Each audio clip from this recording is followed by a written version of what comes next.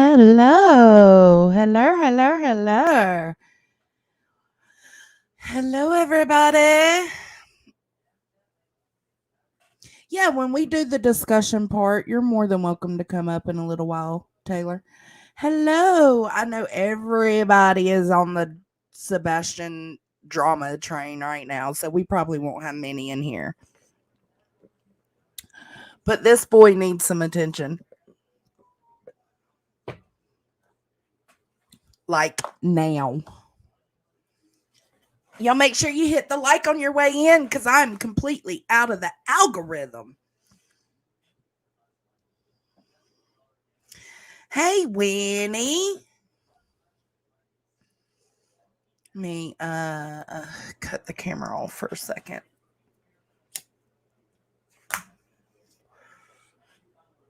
Tony's playing hooky today. Tony's playing hooky today. Wah, wah, wah, wah.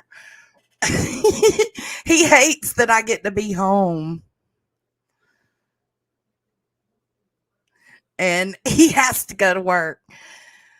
Hey, Mr. Nobody.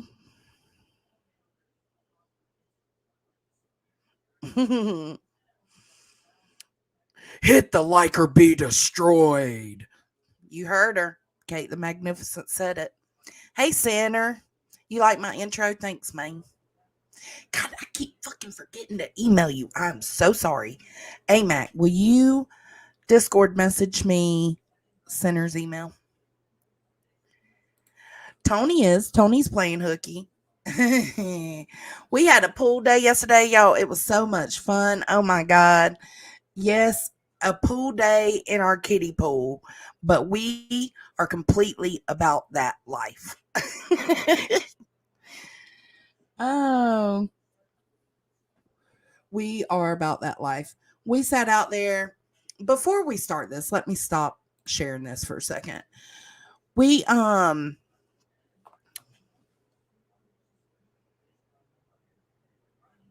we pulled my car around there for a little while. We just kind of did our own thing, listening to YouTube, drinking. I think who was I listening to?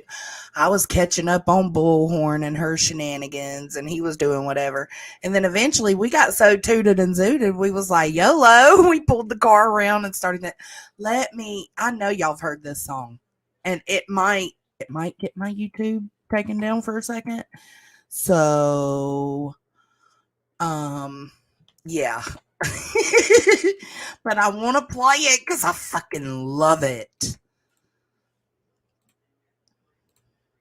But Tony, for those who don't know, let me look this up too. We'll segue into Noah, but we're just gonna do a little housekeeping right here. Um, Knees like Megan. Let me tell y'all.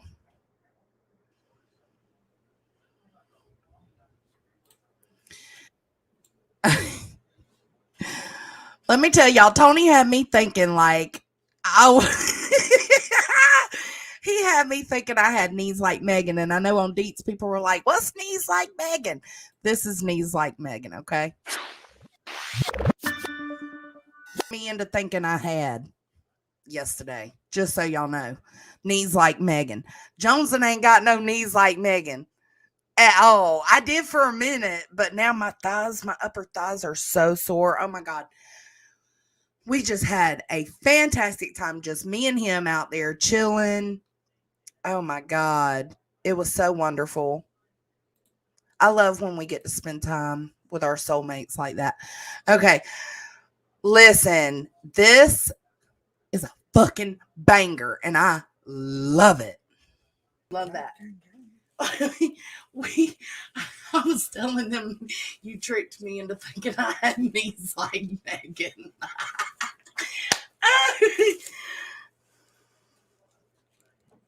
Red velvet cake with a little spore. You want to try it? Sure.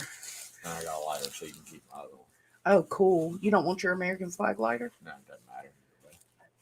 Do you want to try this? Yeah. It was $5. Jeez. Yeah, they're proud of that. That's a gas station cake. No, this is a Kizzy's cake with K's. Kizzy's cake. Yeah. So, anyways, yes. We love $1 Million Baby. Oh my God, it's such a good song. Oh, baby, will you bring me my necklace? It's in the box on my bedside table. It's in the box on my bed, the gift box on my bedside table.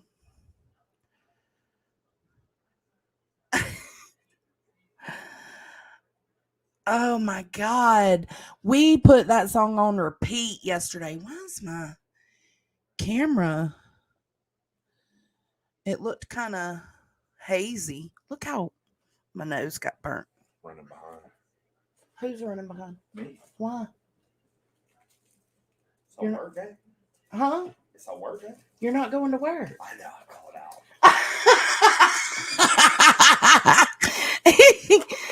Oh. Listen.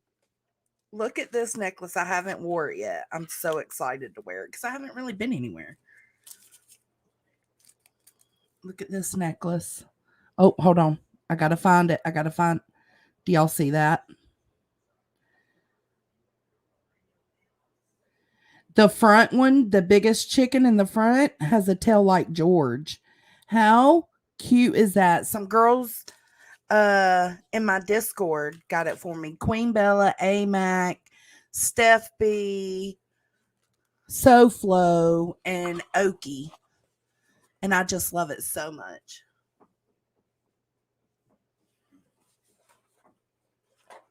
Mm-mm. No? Mm-mm. Oh, no. It's no good? Yes. Not really. Tastes just like red velvet cake. Show them you using that little spork. Show. Now get over here.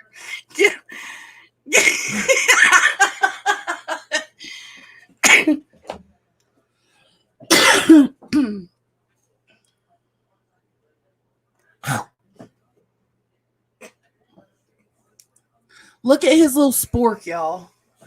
Come in. Come in. Look at him's little spork. That was a big fucking bite.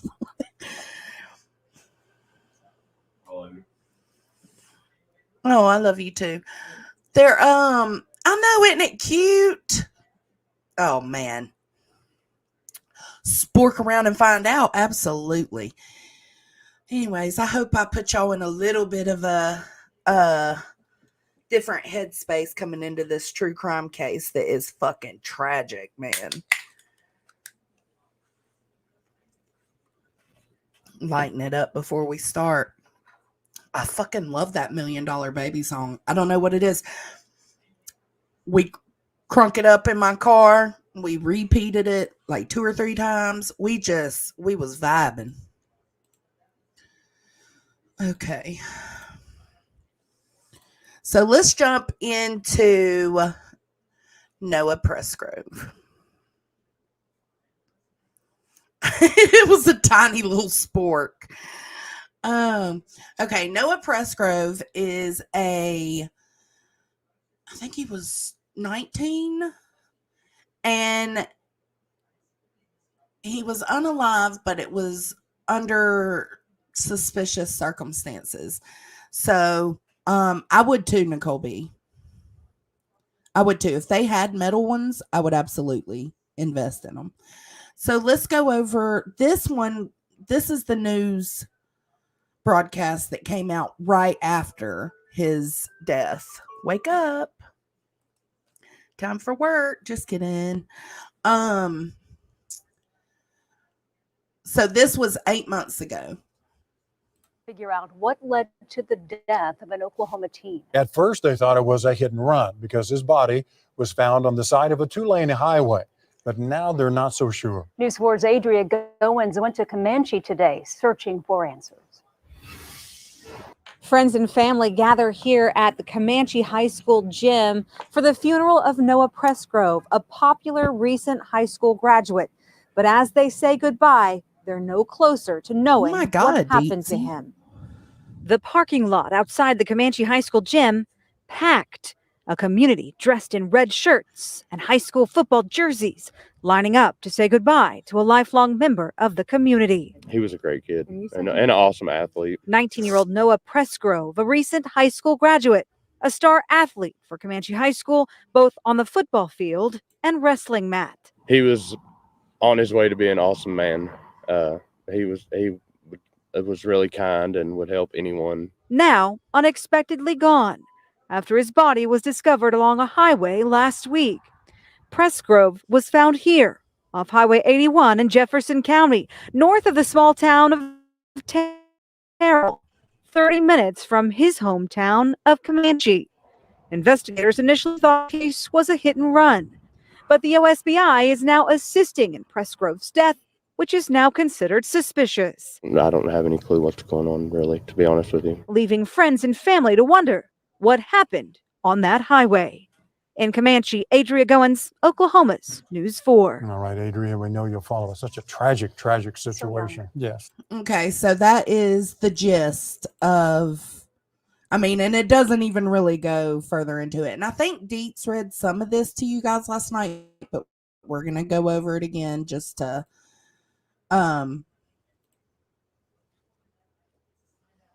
make sure we hit everything. Okay, so this was an article that came out shortly after it was hold on. No, hold on. No. We're not gonna go to that one. We're gonna go to this one. This is the one Deets read to y'all.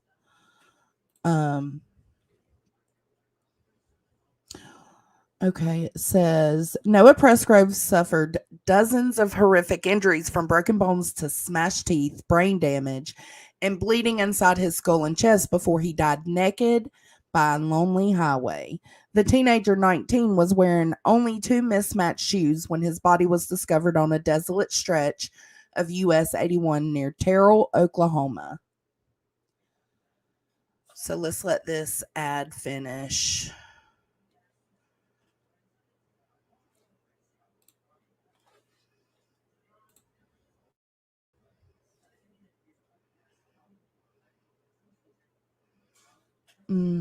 Oh, this person's holding their butt. Oh my goodness. What is going on? Hello. This ad's taking forever. I'm sorry, y'all.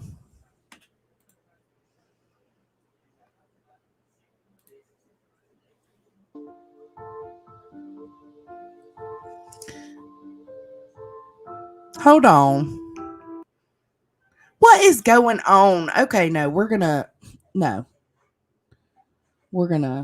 escape out of that. Okay.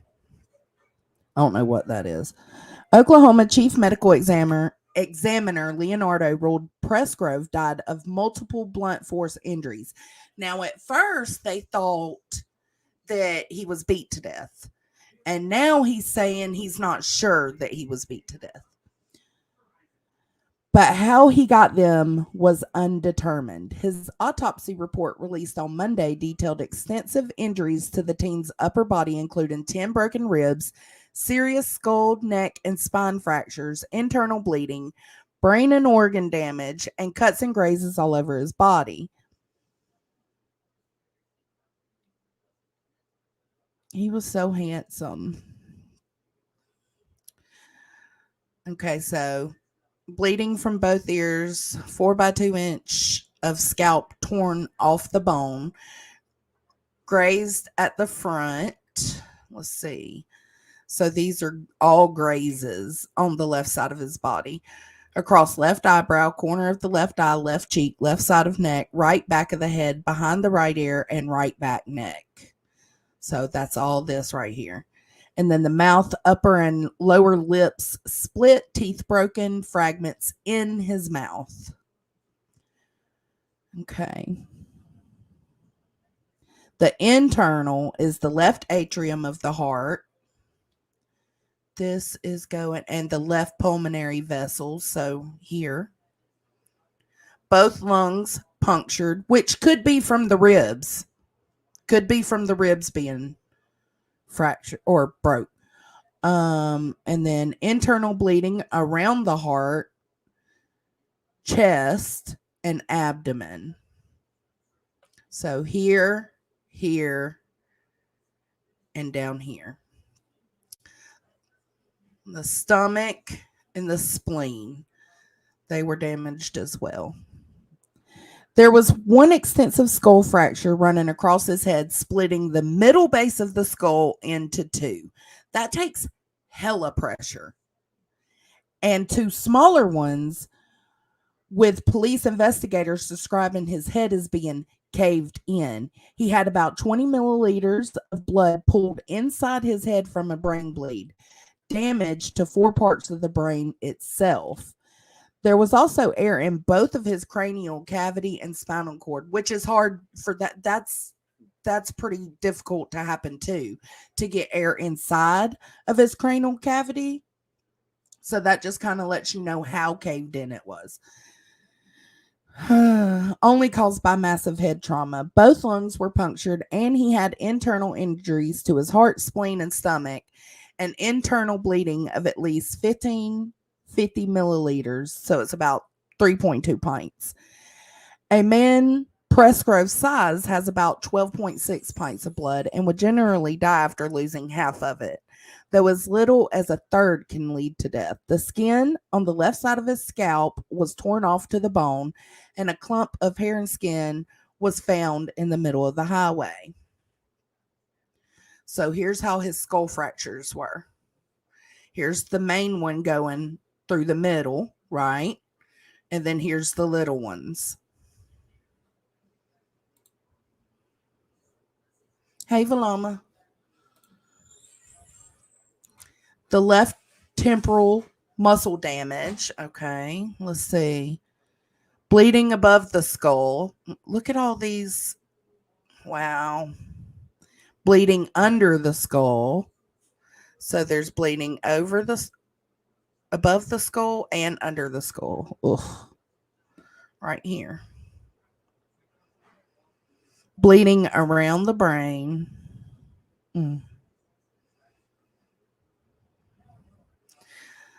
Okay, so the damage done to the brain tissue was the left cerebellum, deep into the brain stem, and then the left temporal lobe.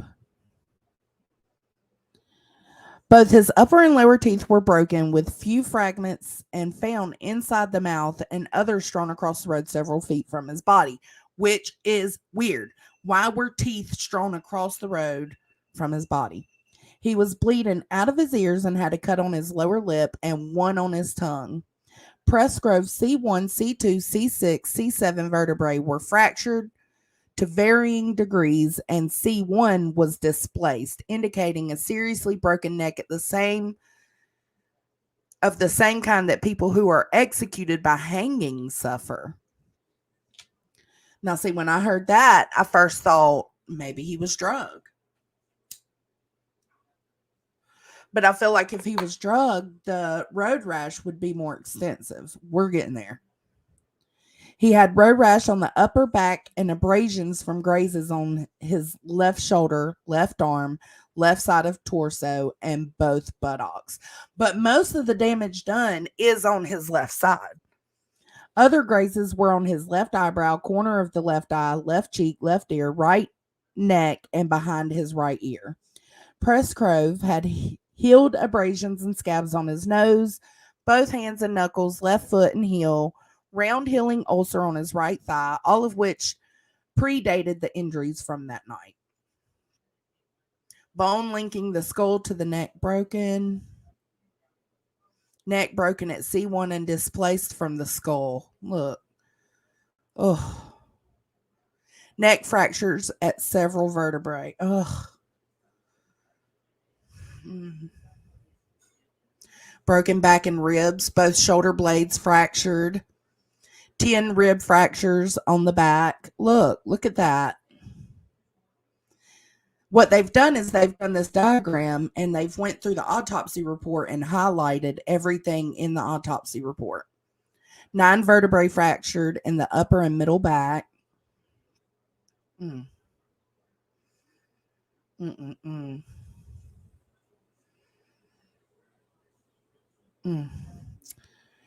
Leonardo, which is the medical examiner, wrote that there was no vehicle parts or debris observed on the scene, indicating Presgrove was most certainly not hit by a car. He was naked. Well, with all this damage, I would assume being hit by a car, there would be some sort of like sign that a car hit, right? He was naked and was only wearing unmatching shoes. He had a Hey Dude on. This isn't in the article that I'm reading right now. One of the Hey Dudes came from a sleeping friend at the house he had just left from, and the other one he had on was his own Adidas shoe. He couldn't find his other one. There was a pair of shorts found several feet from the decedent and was reported to be his. So the shorts he had on were found several feet from him. Additionally, there were 3 pieces of a white metal chain, as well as part of a tooth present several feet from Noah. Leonardo noted there was a drawing in black ink of a stick figure person on the side of his right thigh. A video from the Saturday night of the party on September 2nd showed Presgrove's friends drawing their names and other doodles on his back and buttocks. He went home and washed some of it off, but is believed to have not been able to get all of the marker off before he went back to the party the next evening. So patchy grazes across the left side of his torso, grazes of various shapes and sizes on his right arm and forearm, left elbow, right knee, right leg, side of the left leg. Road rash across his upper back. And see, I feel like this would be a little more, how to explain it. Hey, cutie pie. I feel like this would be a little more severe if he had been drugged, but that is initially what I thought. Left upper back, left shoulder, back left arm, right buttock, side of the left buttock. So that's where all his grazes were. The Adidas shoe Presgrove was wearing was his, and the other, a Hey Dude slip-on, was from another party guest who was asleep at the time. The shorts he was wearing were undamaged, despite the grazes on his buttocks, which means they was put on afterwards. And the slip-on shoes had grass and other debris lodged in them. Weird. Excuse me? Presgrove had a blood alcohol level of 0.14, but no drugs in his system.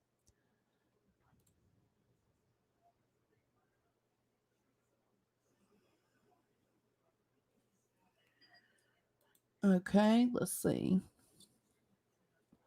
Dr. Stuart Fisher, an internist doctor with extensive experience in emergency medicine, reviewed the report for dailymail.com and said the injuries were so catastrophic and varied that him being mortally wounded and a severe beating was the most likely cause. The poor kid never had a chance. My guess would be injury by several different things at the same time, namely several different people at the same time, he said. He said it was unlikely one person caused all of Presgrove's injuries because they were far in excess of what was needed to kill him, unless it was a crime of passion. This was him at the party.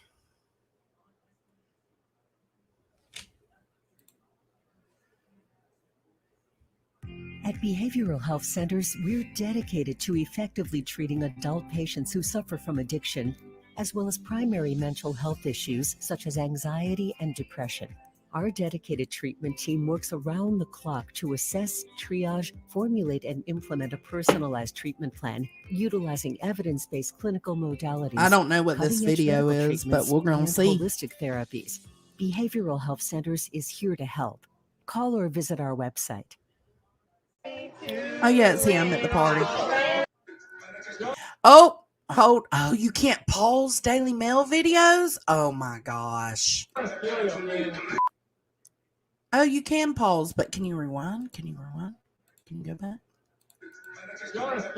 No. This girl, oh, it took her away. That girl you see flash on the screen? Yeah, she uploaded a snap later that didn't look very good. This is them drawing on his ass. Come on. Come on, Shady. Damn. This rain, I will fucking. Dude, I'll just beat the. This is Noah right here with the shirt off. Right here. Look. I would just rather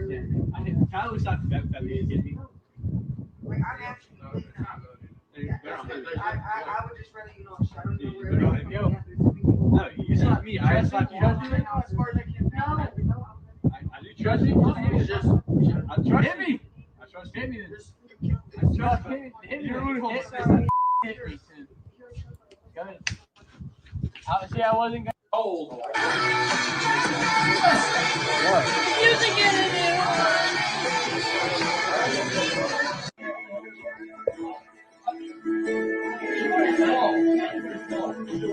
There he is, right there.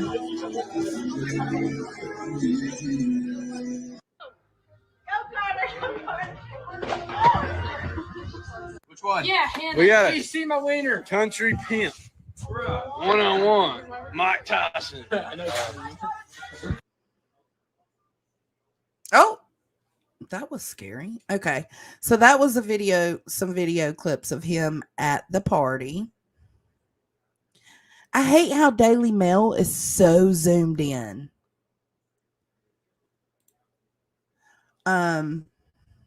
This is his memorial. And this is where he was found. Right here. This little circle right here on the right is where a tooth was. Over here is where a tooth was.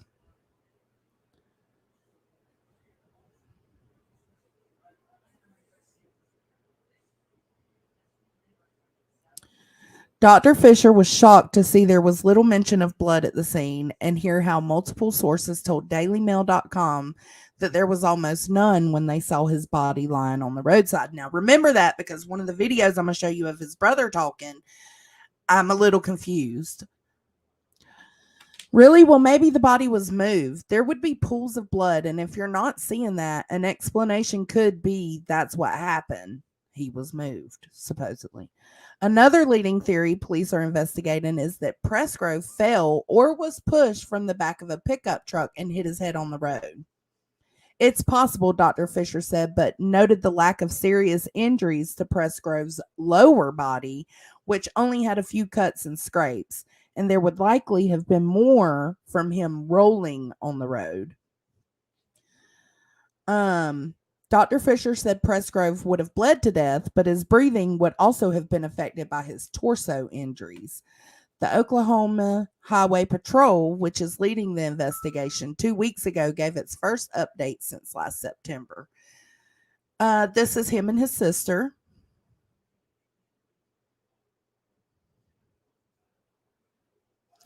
This is his funeral. Currently, the OHP is not investigating Presgrove's death as a unaliving, it said. The investigation is not over, and anyone with information on Presgrove's death is encouraged to contact us. This was despite friends and family who saw his body saying his badly battered face looked like he got beat up by 5 dudes. Not investigating the teen's death as a murder does not, does not mean police have ruled out manslaughter, and detectives are considering competing theories. We would like to publicly thank the team that are working in unison tirelessly to navigate what has always been called as a suspicious death, not a murder, which is killing by premeditation, Presgrove's family said in a statement. We understand everyone's frustrations more so than anyone. However, we ask that everyone be mindful of their dedication and perseverance in finding answers. The Oklahoma State Bureau of Investigation called Presgrove's death suspicious in the days after his body was found. This was him at the party, and you can see he's got, look at his bloody knuckles. So they had been probably fighting, bullshitting around. I mean, have y'all seen kids these days? They literally throw blows for fun. Like, they just start swinging at each other. It's crazy. He was last seen alive at the 4-day 22nd birthday party with friends over the Labor Day weekend that was heavily documented on social media. So he was, I think they said about a mile away. So here's the party house down here, and here's where he was found. The report also vaguely explains some of the events leading up to Presgrove's disappearance and discovery on the highway. Then he rode an ATV Ranger vehicle with several men that had a rollover incident. So then you might think, okay, well, did the rollover cause it? Is the rollover what caused all the injuries? But if I'm not mistaken, the ATV, the side-by-side, was taken in by police and checked, and there's not even like it wasn't serious enough of a crash or rollover because none of the plastic on it's cracked. It seemed fine. The descendant was alive following the incident and returned to the party where he got into an argument with his girlfriend. He does not have a girlfriend. The descendant, so I don't know why they've got that in there. The descendant left the house party and was not okay. So his girlfriend they're talking about is the one who lived at the home, the girl that I showed you at the beginning, the one I told you made a weird Snapchat post. That's not his girlfriend, but he supposedly went into her room that night and wanted to sleep in the bed with her, and she told him no, he had to sleep on the floor. So that's when he supposedly said he wanted to go on a walk. He couldn't find his other shoes, so he took one of his other friend's shoes.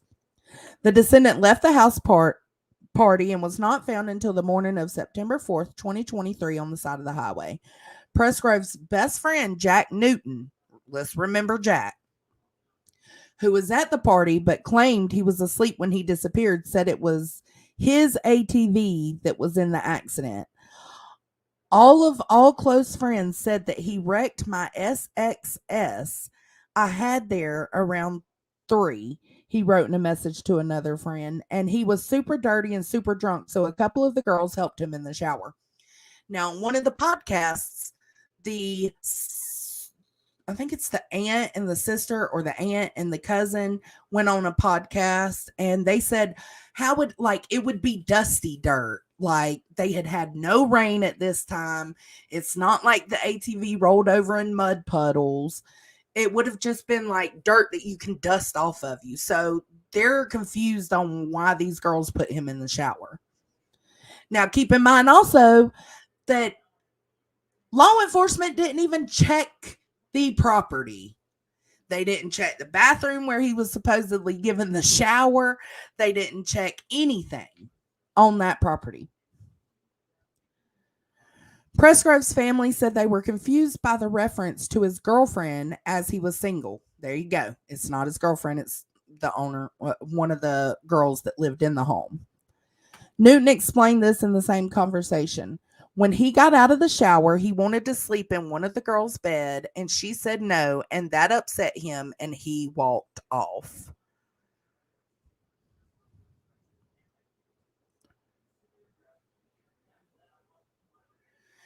I guess this says a friend who wasn't at the party questioned one of the teenagers in the weeks that followed about what happened to cause his facial injuries.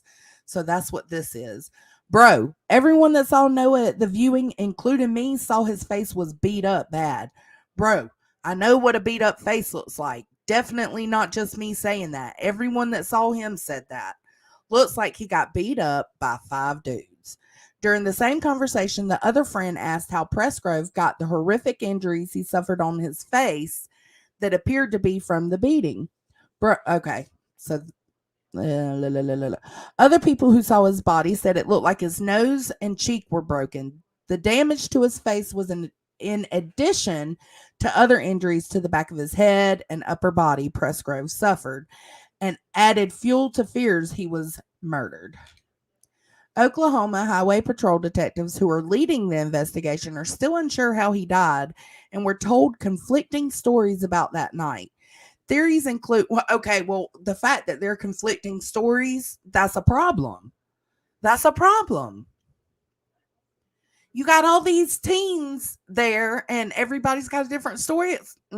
No, that's weird. Oklahoma Highway Patrol detectives who are leading the investigation are still unsure how he died and were told conflicting stories about that night. Sorry, reread that. Theories include him being forcibly pushed from the bed of a moving truck where the blood spot was and staggering along the road before collapsing. Presgrove could have also been killed in an accident or murdered elsewhere and his body dumped on the highway, which is the way I lean. Initial belief that he was killed in a hit and run was ruled out based on the pattern of his injuries that didn't include any damage to his lower body. Confronting photos of police chalk outlines show his teeth were found scattered across the highway, some a dozen feet from his body. Further away still is a spot of blood, the only blood found at the scene despite the extensive injuries all over his upper body.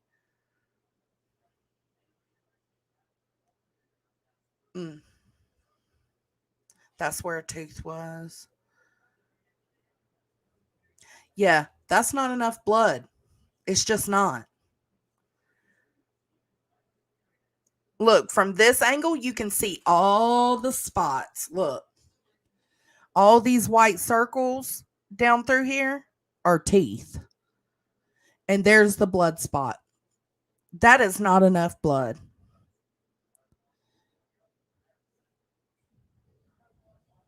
Presgrove and his friends graduated from Comanche High School just a few months earlier, and his family said he planned to join the military. But that weekend, they were drunkenly celebrating the end of summer with a raging party at the birthday girl's home on a small street about a mile south from where his body was found. One video from the night he died showed some of Presgrove's friends writing their names on his bare buttocks, which is what we just watched. The writing was not still there when his body was discovered in the early hours of the morning, but it was not known how and when it was removed, which we now know he went home Sunday during the day and took a shower and went back to the party that evening. Other photos show the teenager writing on the buttocks of another friend and posing alongside them with a signature on his chest. 2 more videos show Presgrove daring friends to slap him across the face as they partied under the outside patio of the house. That's the video we just watched. So this is them at the party. This is at the party. You can see the writing on his chest here and all over his tummy.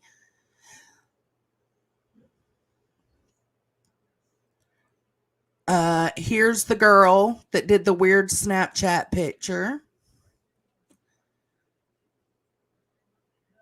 Presgrove had to repeatedly insist that a male friend hit him, eventually only giving him a light tap before sprinting away in fear of retaliation. That was them joking around.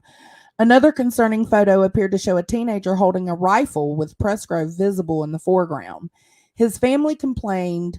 His friends all claimed to have no idea what happened to him and how he ended up dead by the roadside just hours later. The Oklahoma State Bureau of Investigation described his death as suspicious days later, but few details have been released about the investigation. Even Presgrove's family said they were in the dark, and the Oklahoma Highway Patrol refused to provide any details to maintain the integrity of the investigation. The longer you keep the truth inside, the guiltier you become. You could aid in getting justice for Noah, his sister Madison Rollins said. You could do the right thing and may receive a mercy that was not given to him, but the longer we sit in silence, the worse it becomes for you. I hope those involved see that we are not budging and the silence fuels our desire to know more. I miss Noah daily. This is the hardest chapter of my life, but I'm thankful that I have a family that will not give up on each other.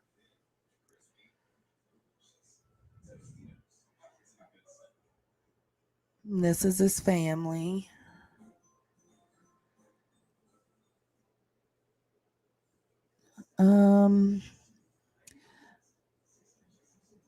Right here in the middle is his aunt. She was on one of the podcasts, and this is his grandmother over here on the right, Deborah Smith. I get a lot of stuff from her Facebook because she shares the stuff that she thinks is important pertaining to Noah's case. So most of that is what I'm going to show you today. Presgrove's grandmother, Deborah Smith, also called on his friends to tell the whole story about what happened the night he died. When you think you have friends that you trust with all your heart, and then here it comes. Sorry, Noah, that some of your friends stabbed you in the back, she said.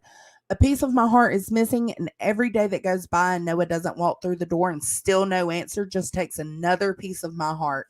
His aunt, Robin Smith, begged anyone with information to at least tell the police so his family could have answers 7 months later.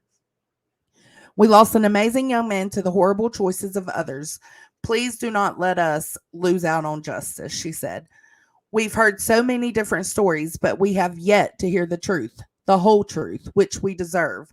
I know it's scary and I know it's hard, but we deserve to know what happened.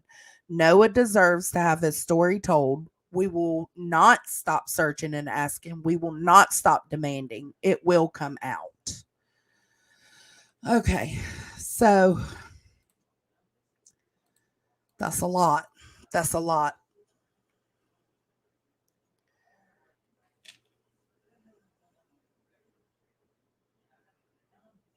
Um, there were weapons, but they were golf clubs that went missing out of supposedly. Now, a lot of this is unknown, but supposedly there was a thing of golf clubs in the back of one of the trucks, and they are now missing. He was 19, Granny. So, this is the autopsy report. Let me see. We pretty much just went through all of that on the. I just wanted to see if there was something missing.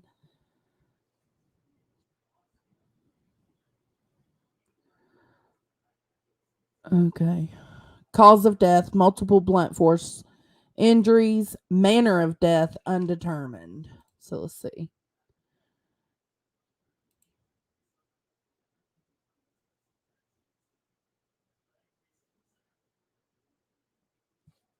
Circumstances of death. The decedent was a 19-year-old male who was found on the southbound side of the highway by a passing truck driver on September 4th, 2023 at approximately 5:53 in the morning.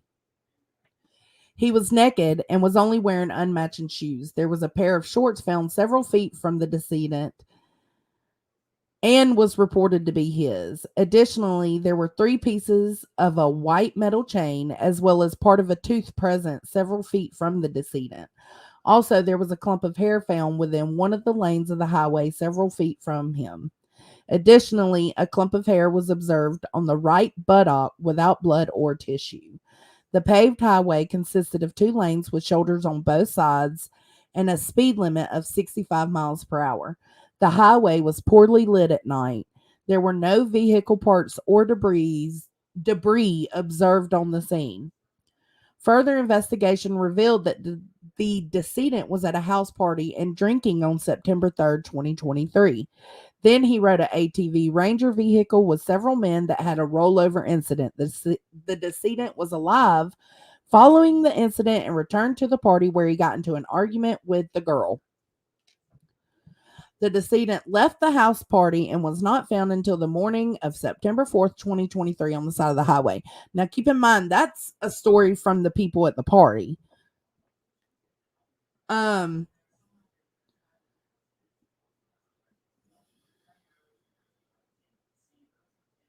There was something I was going to say.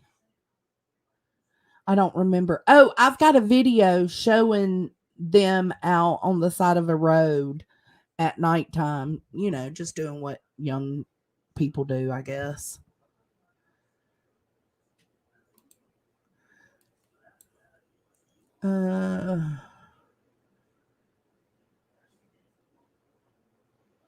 I'm just reading. Rigor mortis was complete.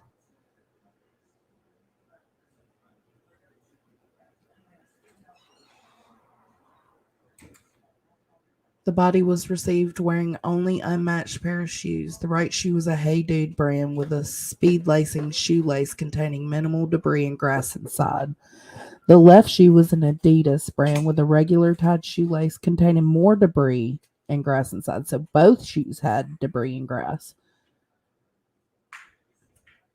No observable damage to the shoes.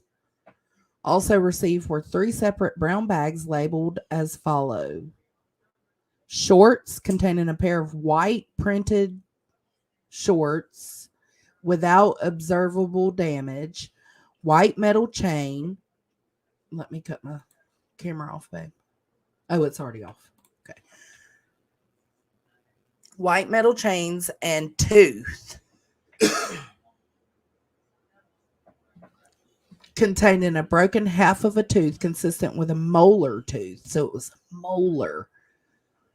The scalp hair was brown. The eyes had white sclera, pale conjunctiva, and brown. No. There was no evidence.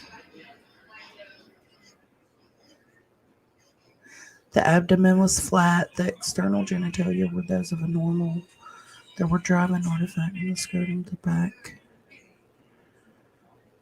There was a drawing of black ink of a stick figure person on the side of the right thigh.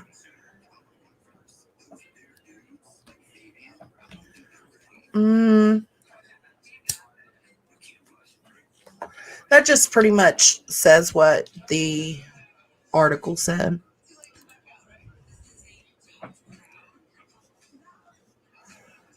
All right, that's the same.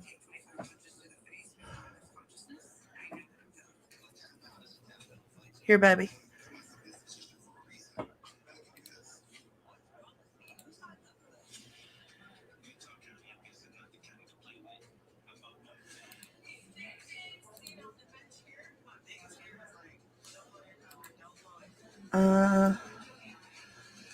Okay. This is blood alcohol level.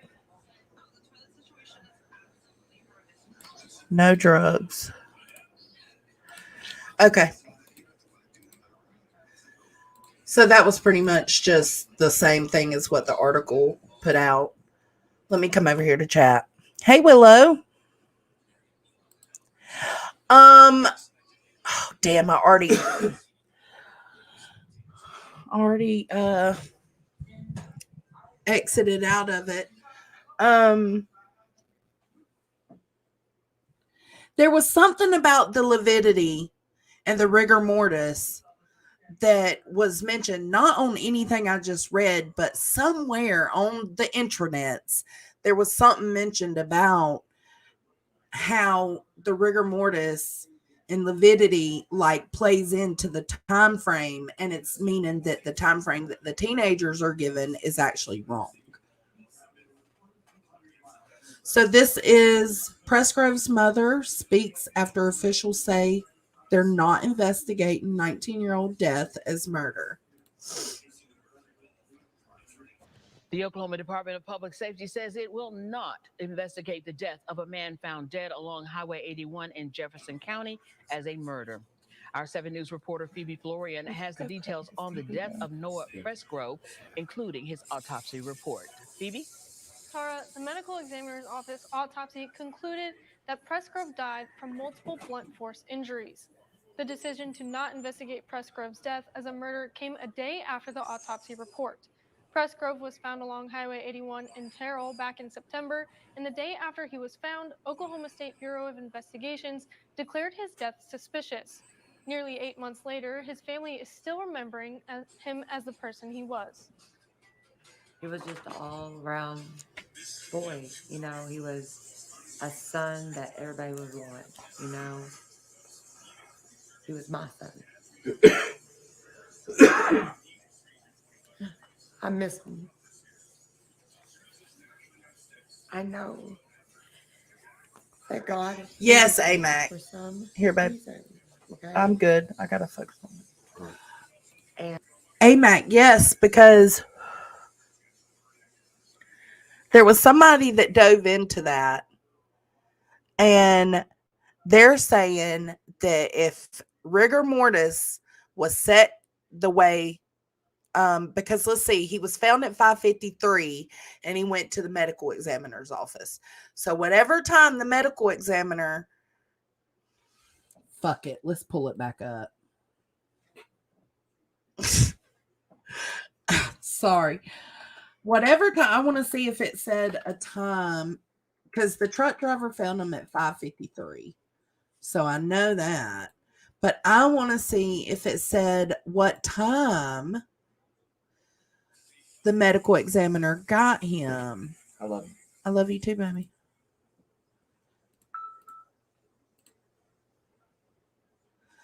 Because if there's a time, because he said rigor mortis was complete. Okay, let's see.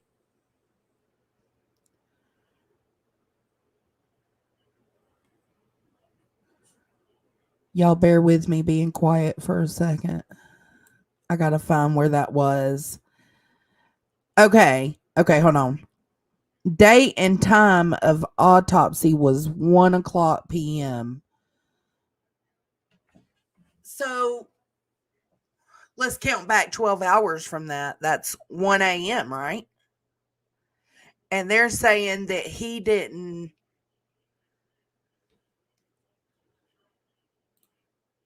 Let's see.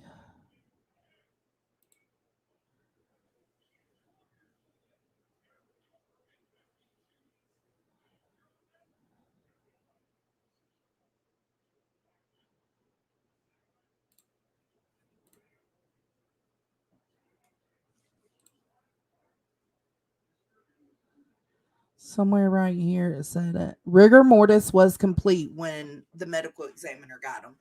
And it says the medical examiner got him at 1:00.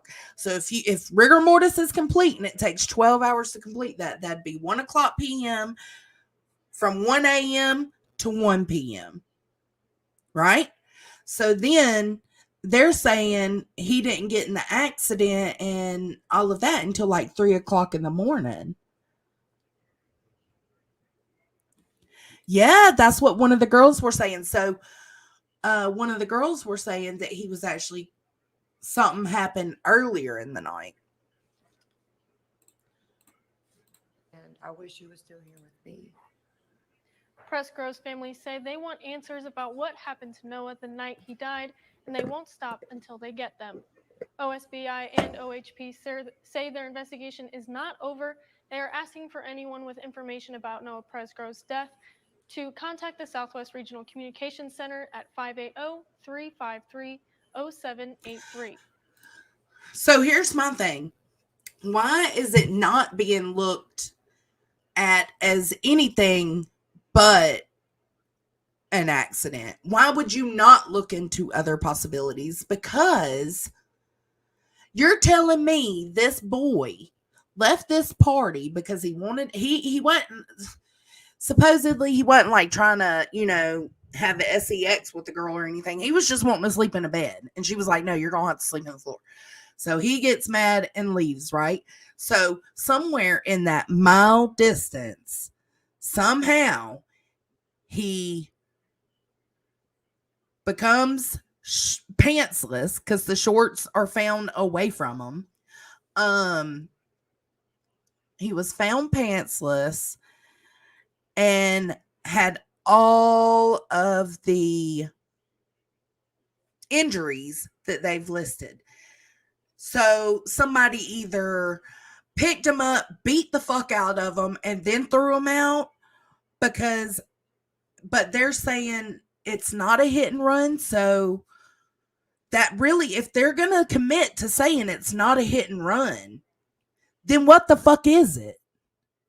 If it's not a hit and run, if you don't believe he was hit by a vehicle, then what is it? Why would you not be investigating this as more than an accident?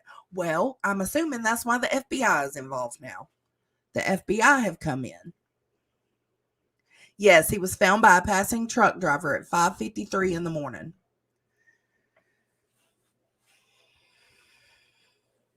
But they don't think he was in a hit and run. So that means somebody picked him up and beat his ass and threw him out in that 1 mile distance, or something happened at that fucking house. And then he was thrown out a mile away. And then the fact that there's hardly any blood on the scene.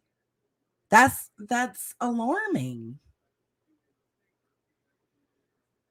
Right, but if they're counting the hit and run out, then there's, what else is there? And then they're trying to say they're not investigating it as a murder. Well, okay. I kind of feel like they're talking out both sides of their mouths. Like, we're not going to investigate this as a murder, but it is kind of suspicious. But we don't think it was a hit and run, but we still don't think it was a murder. It's just all over the place. It was a highway. It was U.S. Highway 81, I believe.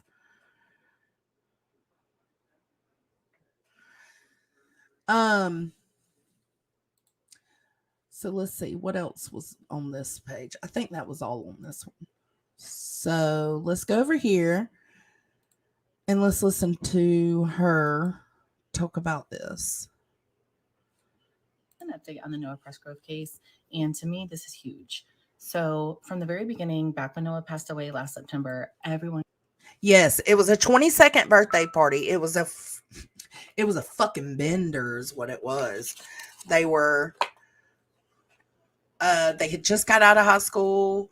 They were doing a birthday party. I think it was Thursday, Friday, Saturday, Sunday. Maybe. Or maybe Friday, Saturday, Sunday, Monday, because it was Labor Day weekend. And it seemed like we just watched the video a little bit ago. It doesn't seem like it seemed like it was all in fun, but he did have bloody knuckles in one of those pictures from the party.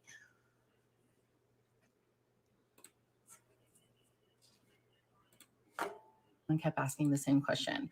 What are these partygoers saying happened that night? Why have they not come forward to sort of say what happened or clear their names? And we're finally starting to get that. We previously did a video that showed what Noah's friend Jack stated with his interview with News Nation. Yeah, that's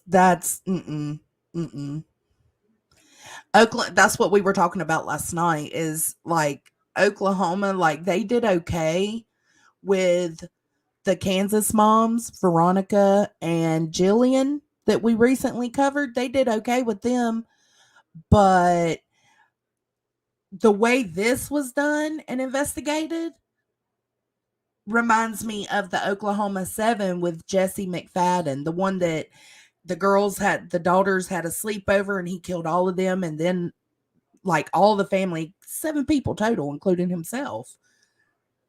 They did no investigation of the fucking house that these girls were in and tortured beforehand.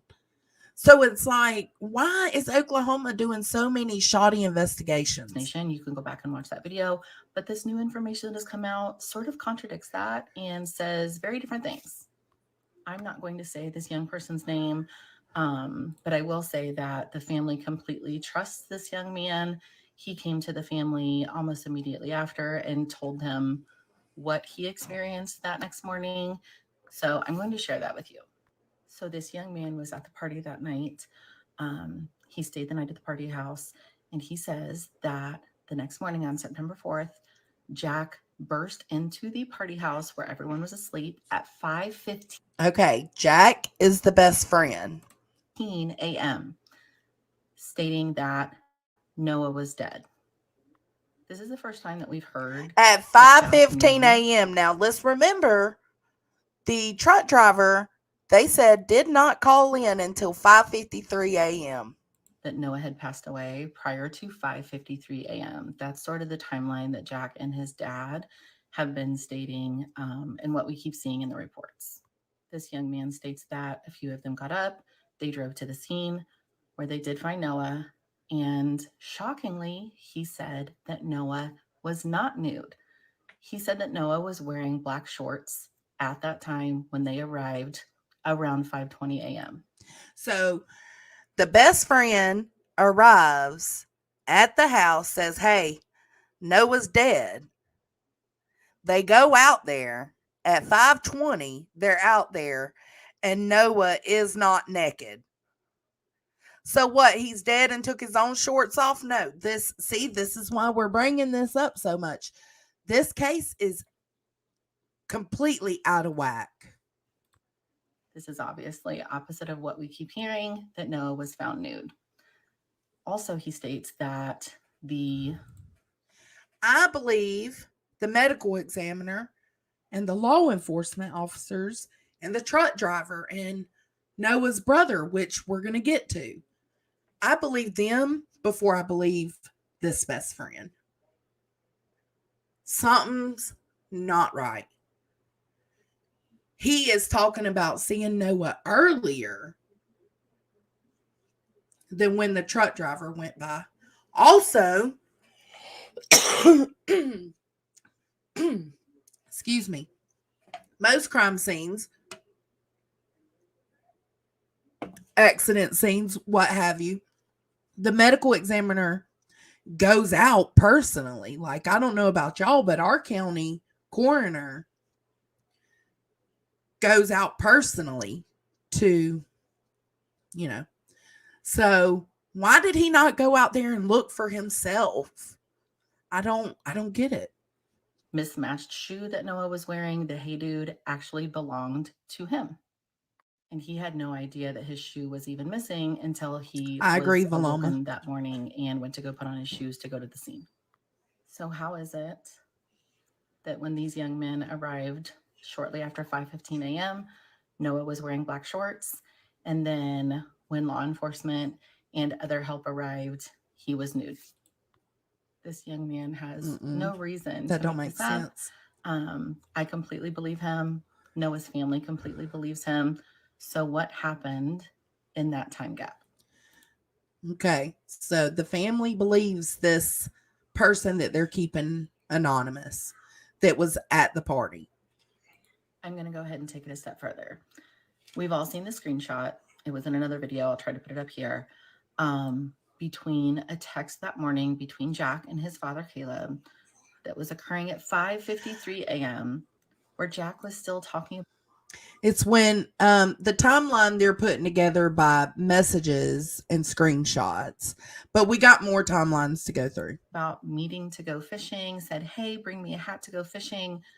At that point, you already knew that Noah was dead at 5:15 a.m.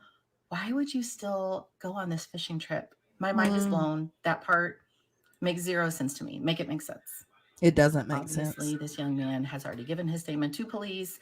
So much kudos to him for coming forward and speaking his truth and letting everyone know what occurred that next morning when Noah was found, because it's very different than the narrative that we keep hearing from another family.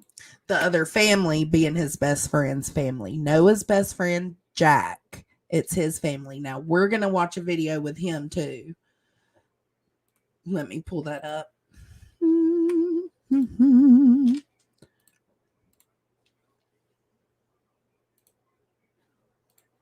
Oops. So let's pull up this. Now, they're all over. Okay, so this is the one we just watched. And it's probably going to be stuff repeated several times. Okay, so let's watch this one. Brother and friend. In an exclusive interview, Noah's brother dropped a bombshell. He said police. Oh, that's a short. We're not going to watch the short. Short. Okay, this one was a month. No, that's a short too. Hold on, y'all. 3 weeks ago. No. This one.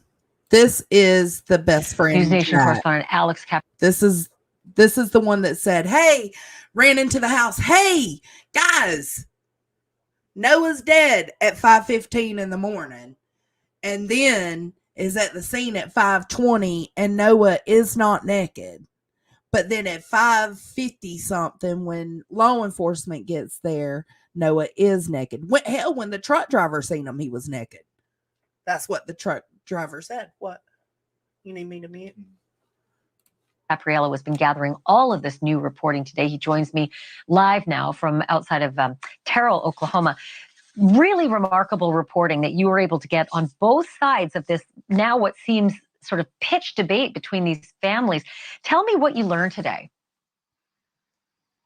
Yeah, really interesting hearing both sides of the story, one from family, another one from a very, very dear friend. We did the interview separately because I didn't want any sort of contamination of the things that they were going to say to me and their accounting of the story, but really great details from the both of them. I'll show you just very briefly. This is the cross that now stands on the side of the highway.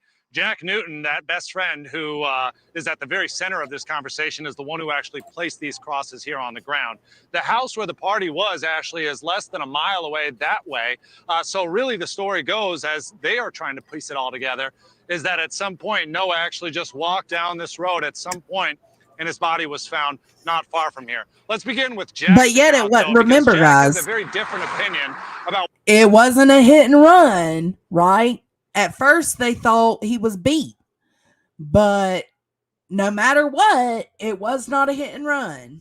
What happened than what his family members told me.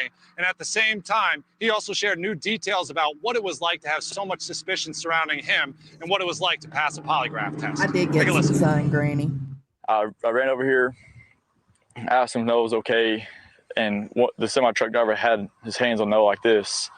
And so I just kind of, and I could just tell, that he was not okay. He was laying on his side. And he just had his eyes closed, And he had a cut on his forehead. Like, it wasn't just like terrible. It was just a cut on his forehead.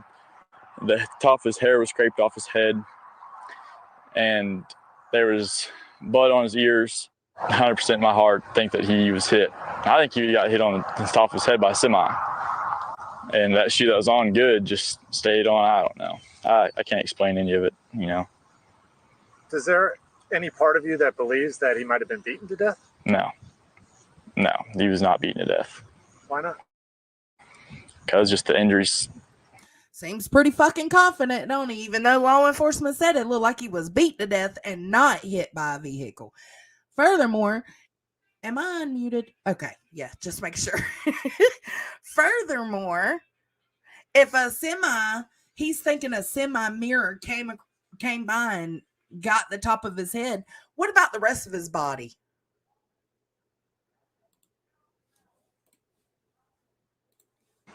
You just could tell he's not. I said, okay, I'll take the polygraph test. I took the polygraph test, and it was nerve-wracking, of course. I had these two things on my fingers. I had a butt pad and then a feet thing. So so law enforcement had him take a polygraph. That matters too, because that means there was something about this dude that they couldn't put their finger on. And these things around my chest. And I didn't even get to look at the guy. I was looking straight forward, and he was talking. He asked me questions. There's a lot of online chatter, and I think that's the reason why they're asking for you to take a polygraph test about you and your father. Tell me about what that experience has been like for you to have to handle that type of discussion happening all around you. I think the reason that I got brought into it is because, going through high school, you did not hear Jack's name without Noah and Noah without Jack. We were just always together. He lived with us for a while, and we were just always at each other's houses. I think when everybody heard something happened to Noah, they just said, "What about Jack?" And just, I don't know. I don't know where all the crazy talk's coming from. Just sucks. Do you feel good to kind of be past that a little bit with the polygraph test? Do you believe that you're past that or no? People saying stuff. People are saying like it's easy to pass a polygraph and stuff like that. It's just, I don't know. You can't really control what people say about it. You just know what you know. And I've put my personal number on Facebook and said, if you want to talk about it, I'll talk about it. So what has these last 7 months been like for you? I mean, it's always been the hardest time of my life. And on top of other people saying everything, just been the hardest time of my life. And so if you could tell there from the very beginning of that interview, Jack was one of the very first people on the scene. He tells me that he was leaving to go fishing with his dad when he drove up the road, noticed all the activity, and then saw Noah's body right here, bloodied on the side of the road. Well, that, you know, Alex, fantastic interview, and so telling, but I'm still confounded by the other side of the argument, which seems to come from Noah's family. His brother spoke with you today and has a completely different version of what he thinks happened. Tell me what you learned. Yeah, while Jack is of the train of thought that this is most likely an auto pedestrian accident, a hit and run crash, which is something that law enforcement has virtually at least said that they have ruled out. From the brother's perspective, he feels like something much more sinister might have happened, that people at this party know something but just aren't saying it. Thank you for watching. Well, yeah, because if it's not a hit and run, he didn't just appear there dead on the side of the highway naked as fuck. He just didn't. If it's not a hit and run. This shit drives me nuts. Okay, so I'm going to show y'all this video on Facebook. It's him, and it says it was posted by Braylon Butler. I don't know who that is, but it says Noah, Jack, and My Adventures. So it's Noah, Jack, and another friend.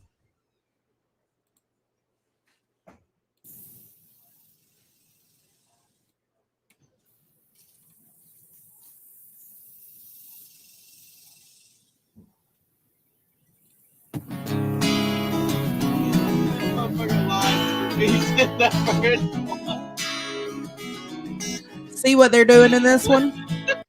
See that? That's why I was like, well, maybe he was, you know, on the side, because I don't know. I was like, maybe they were doing something like this and something happened. I remember. But that's Noah jacking up the signs. Was on hold. Oh Lord, can you point me to the creek? And I still keep it with me, tucked under all the memories. Your voice echoing throughout you know, we're looking at Halloween stuff. Noah, look at this mask. You transform.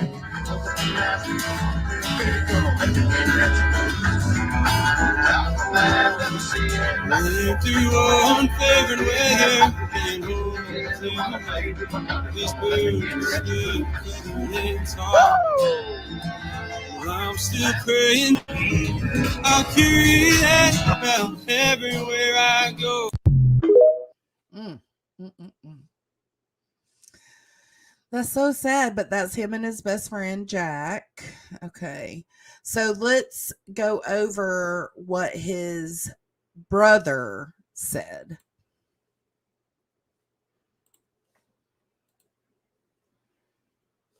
My interview with him. He just said that Noah was in an accident, and so I thought he was in the hospital, you know, and so I come by and I pick up my dad and we start driving down there, and it's only a 30-minute drive from Comanche, but that drive felt like 2 hours just sitting in silence. And then we show up, and Jack and Caleb and the Jefferson County Sheriff was there, and Noah was covered up on the side of the road with the tarp. So when he showed up, Jack and Caleb is Jack's dad. Jack and Caleb and law enforcement were the ones on the scene when the brother shows up. And it was just kind of a good 10 minutes just staring at fields, just at a loss of words, you know. And when we show up there, everything's going through our minds of what in the world could, because it doesn't look like a hit and run sort of situation, you know. And some weeks go by, and we, you know, they finally rule out the hit and run, and that 4-day party turned into something awful that happened within just a short hour time span for him. I believe this is his tooth right here. His pants were folded up on that square mark. His pants were there. His tooth was right there in that circle. And his shorts were found folded up. I believe so, yeah. And his body was here. And he was in the fetal position, facing that way. And his body was covered up with a tarp or a blanket type of thing. And as you're looking at it, you can see blood seeping through the covering. Now, see, that to me is alarming. Why was there blood seeping through the covering if there was only a tiny spot of blood where Noah was found? Like, they think that he was potentially killed somewhere else and then dropped here because there's not enough blood. Like, the spot of blood was literally this big. We just looked at it earlier. Like, so how was blood seeping through? I don't know. And onto the ground. As I'm looking at it, how was he bleeding that much, but there was only that tiny little spot of blood? Like, it makes me wonder, is the brother, because of his grief, is he remembering things differently? Because he's the one that told us about the folded up shorts. Like, what if they weren't folded? You know, what if the grief is doing something and he's just remembering things a little differently than how they actually were? It just seems weird. The placement of the body, the tooth, the shorts, where they're at, doesn't look like a hit and run. Not that I've been aware of. And have you ever heard them say foul play is suspected? I've heard suspected of foul play, suspicious death. Suspected foul play, suspicious death, but not a hit and run. Again, they don't tell me everything because they don't want to ruin the investigation, but they said that they've got a couple of people in mind on the situation, and that they're really looking in on them. So, are you able to tell me who those people are? They haven't told me. But they have said that they have a few people in mind. Yeah. Interesting.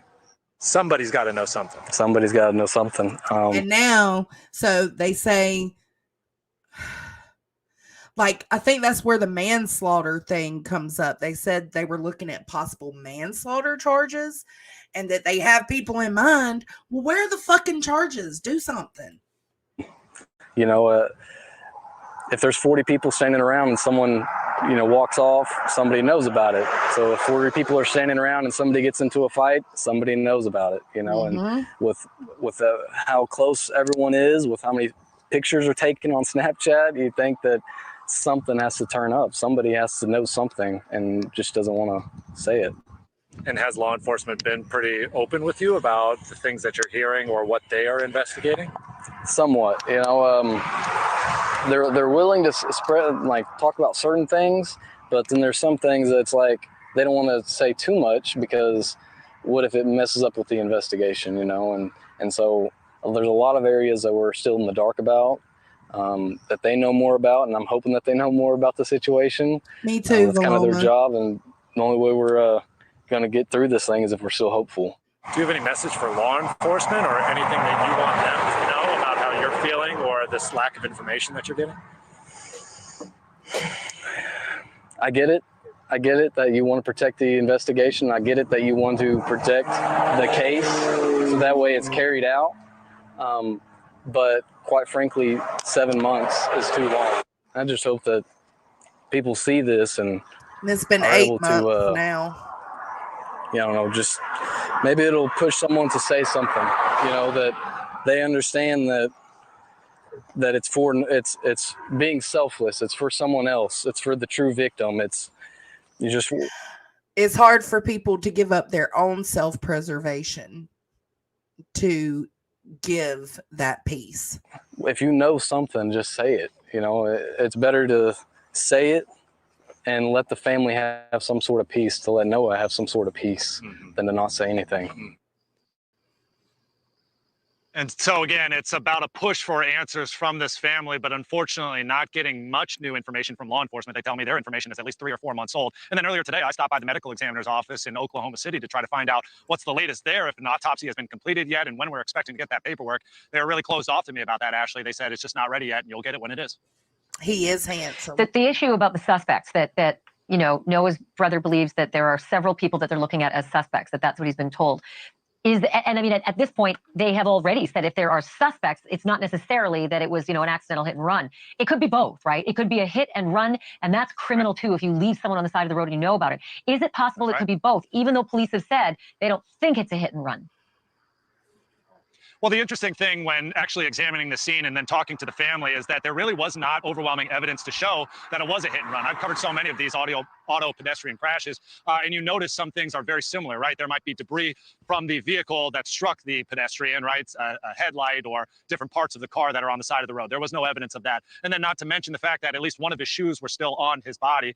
That's also indicative that a car traveling this fast on this highway, I've got to say, they're at least 70, 75, 80 miles per hour. Usually everything would go flying. The teeth were so close to the body. The shorts that were off of his body were so close to the body. So there's just evidence that points that it's not a hit and run. That's at least what the law enforcement is telling the family at this point. Thank you for watching. Go to... Yeah, that matters. Okay, this is his sister. Highway is no longer being investigated as a murder, despite his gruesome injuries. Noah Presgrove was only wearing shoes when his body was discovered on a deserted stretch of US 81 near Terrell, Oklahoma. That's about 100 miles from Dallas, Texas. News Nation has learned about the events in the hours before his death. He had been drinking at a house party with friends over the Labor Day weekend last year. The 19-year-old had also rolled an ATV that he was driving with friends earlier that day. He returned to the house after that accident. He got in a fight with his girlfriend, and then he left, never to be seen alive again. Now, Presgrove suffered a fractured skull, broken ribs. His teeth were knocked out, scattered near his body. Tuesday, the county's medical examiner revealing his cause of death as multiple blunt force injuries. While the report answers how he died, the manner of death, what caused those blunt force injuries, remains a mystery. Also this week, after almost 8 months of silence, the Oklahoma Highway Patrol, who is leading this investigation, gave its first update saying that they are not investigating his death as a murder. But the investigation is not over. Earlier tonight, I had the chance to speak with Noah Presgrove's sister, Madison Rawlings. Here's part of that interview. I would like to ask you how you and your family are doing first. How are you coping with all of this? We're pretty strong. I know that we are a resilient group for sure. So I think we're handling it as best as that we can and just trying to stay hopeful and optimistic. Hopeful and optimistic. What are you hoping the outcome will be? What does that look like going forward? I'm just hoping that we get it all tied up and we get everything solved and all the questions that we're needing. I'm hoping that it's way less intense that we can't imagine it to be. Yeah. I hope that we find out that Noah went fast and that he wasn't in a situation where it would have been a lot worse. Does it make sense? What questions do you have surrounding what happened? I just want to know, like, how he died. I want to know what scenario was played out that caused his death and what happened. I just want to know what happened. And we're nearly 8 months out. The Oklahoma Highway Patrol finally providing this update that they are not investigating Noah's death as a murder. What are your thoughts on the handling of your brother's death? I think that having some communication means there's progress. So with them saying that they're not investigating it as a murder, there's so many other things that they are able to classify it as. So maybe they have just made some progress and were able to give us that kind of update. So we have this autopsy report released this week that shows that Noah died from blunt force injuries. It rules out him being hit by a car at that spot where he died. He was basically found unclothed. He was hit in the head, broken ribs. His teeth were knocked out. Despite all of that, though, you know, your brother's death not being investigated as a murder, what do you think of that? What do you suspect may have happened that night? Well, I don't want to just point my finger at anybody that I think could be involved or have any theories that are victimizing other people too, because in the end, Noah had passed away and nothing makes sense to us. So I don't really like to just throw theories out there, because if you follow the Justice for Noah Facebook page, you will get plenty of those. You can find plenty of theories everywhere, but I do think that something happened at the party that he was attending the night before. And I just think that people know and they need to speak up. Tell me more about that. What do you suspect may have happened at that party? And we know that one of your family members told News Nation he believes foul play was involved. Do you agree with that? I'm not going to disagree. I have no reason to disagree, but I know there's people out there. They claim to be Noah's best friends. They claim to love Noah, and I hope with my whole heart that that is actually what happened. Is that they were not involved at all. But at this point, I can't rule it out. What is your message for people tonight who maybe were at that party, people who had their phones out, taking images, taking photos, who may have seen something and are not saying anything? What is your message to them tonight? I just hope that they can find it in their hearts to just do the right thing. And if you're doing the right thing, then that's all that we can ask of you. Thank you for watching. Go to newsnationnow.com to find News Nation on your television. Okay, so this is relatives don't think it was an accident. Noah's poor family is trying to process all of this, and they talked about it with our Alex Capriello exclusively. Here's that interview.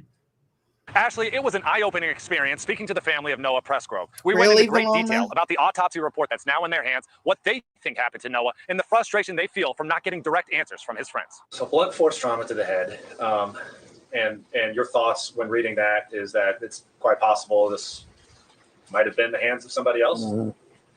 Yeah. That's I think his that's what's got grandmother. me thinking that it wasn't no accident, you know. He'd been just beat in the head so many times that it just, you know, and it couldn't have been by a car. Just once I saw his face, it's just, I just couldn't do it. So I had no idea about the hair. I can tell it's still so fresh in your mind. Oh, yeah. It just won't go away, and it won't. And these kids, they've been hanging out here for the last 4 or 5 years, you know, with that boy. And it's just, you know, hard to believe that you could have friends like that and they all just stabbing you in the back. I've talked to a few myself, only the closest ones that I feel like I could, but not really getting nothing out of them. I mean, one of them I've gotten a couple stories, 2 different stories out of his mouth, you know, and another one I've gotten 3 different stories out of his mouth. So, you know, which story is true, you know? And in my heart, I just pray God Jack has nothing to do with it, you know? I mean, because I love Jack, you know, but, you know, that was Noah's best friend. And where was he, you know? I mean, I hate to put that on him, but, you know, it keeps going through my head. They've done wrong, and they need to stand up. And Oh my God, Granny, no way. Regardless. I mean, if it was an accident, why didn't y'all just say it was and call 911? I have respect for law enforcement, but I just feel like, I just don't feel like they're doing enough right now. They're not giving us no information. They're not giving us no hope. And it would be nice to have a little hope. It's not going to go away, you know, and until this is resolved. We will not stop until it's resolved. And that, you know, and I'm hoping that it will put pressure on them, you know, to let's get busy and get this figured out, you know, and I'm hoping it will. And there you come and you tell me what happened to my grandson. You can't get over it. And I don't even know if I'll get over it then, you know. I've made repeated attempts to get in contact with detectives with the Oklahoma Highway Patrol to try to find out the latest on their investigation, but so far, during my entire time here, I've yet to hear back. Ashley? Alex Capriello, thank you. And since the interview, I want to say this. We've obtained Noah's full autopsy report, right down to the toxicology, and you might be surprised to find out what was not in Noah's system when he died. We're going to get to all of that tomorrow night right here on Banfield. And if you have any information on Noah Presgrove's... Okay, I'm just showing y'all these like in the order in which they were released. So this one is the one with Joseph Scott Morgan and what he thinks. More than 7 months after Noah Presgrove died in Oklahoma at the age of 19, investigators still haven't said how it happened or who might be responsible or really much of anything other than the death is suspicious. Tonight, we learned from Noah's family that when the teenager was found on the side of a highway back on Labor Day, the back of his head was caved in. Some of his teeth were missing. His nose and his cheeks appeared broken. His fingertips were shredded. He was naked, except for a pair of mismatched shoes, one belonging to him and the other belonging to a friend. I'm joined now by Joseph Scott Morgan, a certified death investigator and distinguished scholar at Jacksonville State Hey, University. Silver Fox. All right, Joe. What you doing, boo? I want to go over that list. I want to pop it up on the screen just sort of as a guide here, because with your prism and how you look at things, I thought maybe this would tell a story that we're not seeing.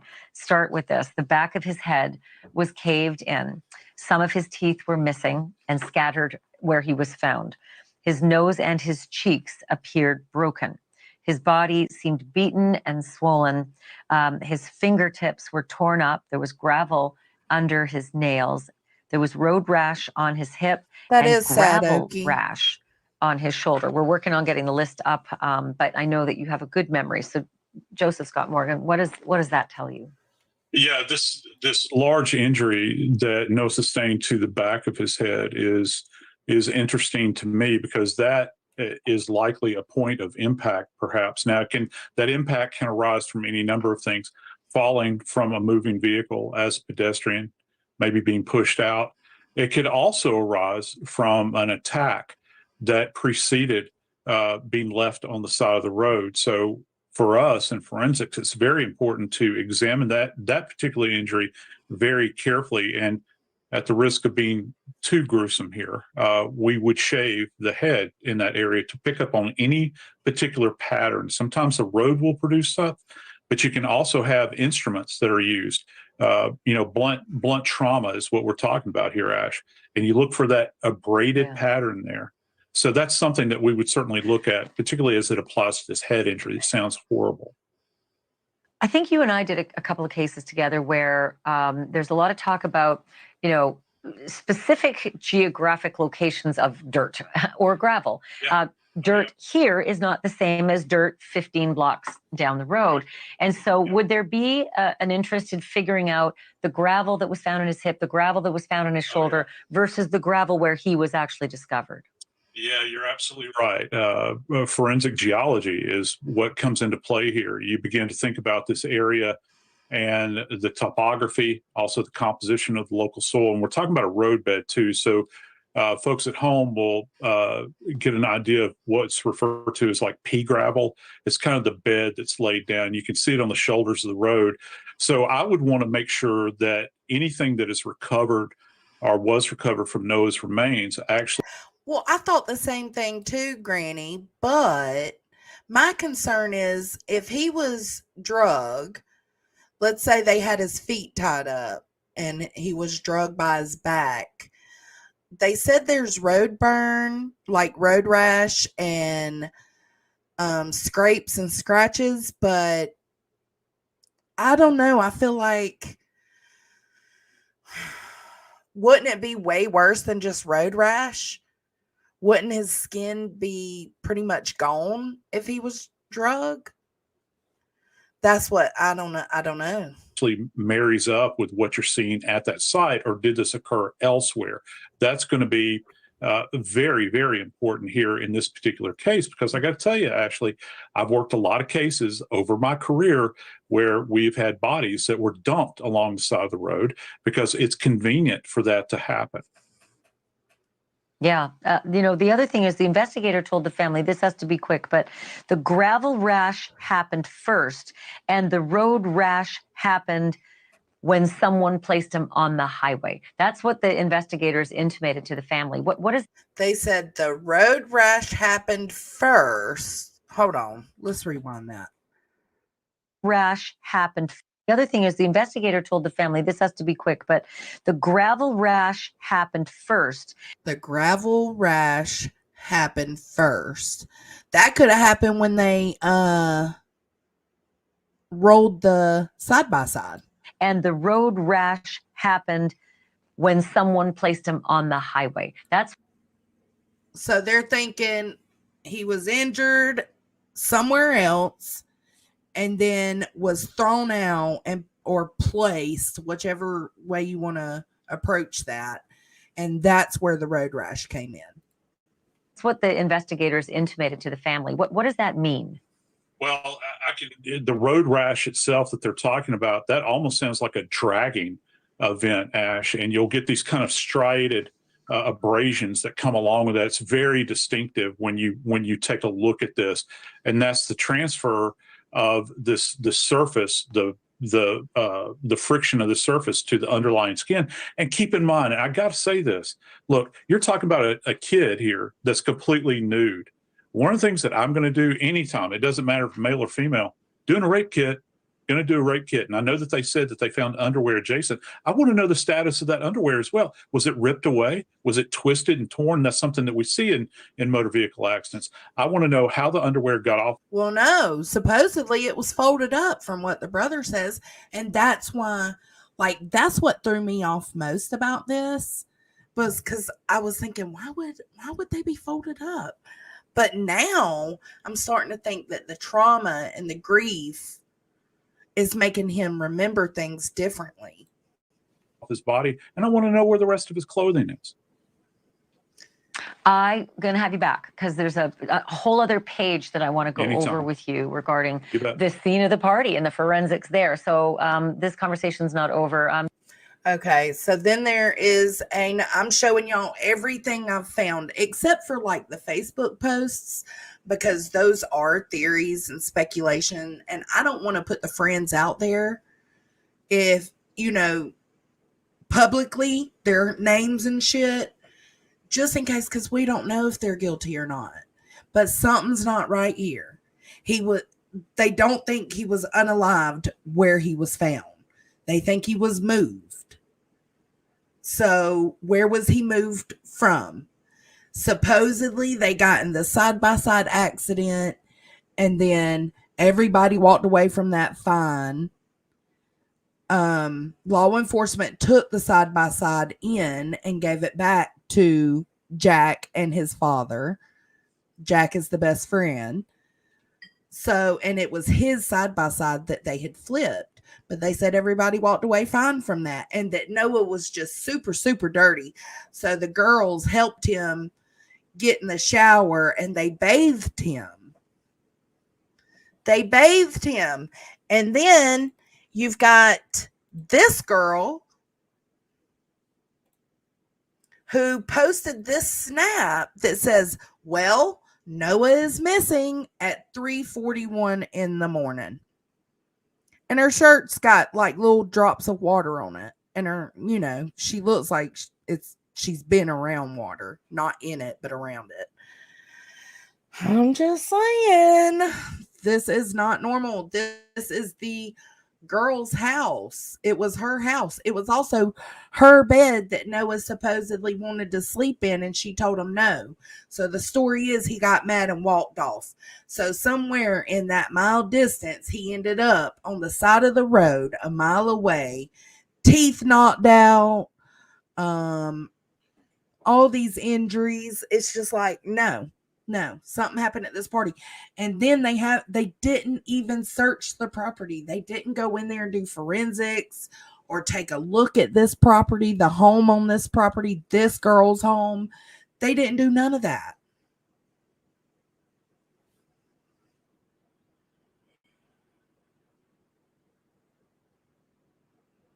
Yes.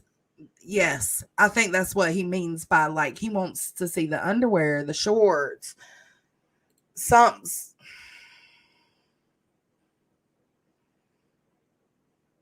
and it makes me wonder, okay, it doesn't mean it was intentional. What if something just happened? Shit happens when you're young and drinking and doing stupid shit. Like, what if they were car surfing? What if, and he fell and then got ran over? Like, what if he actually wasn't good after the side-by-side accident?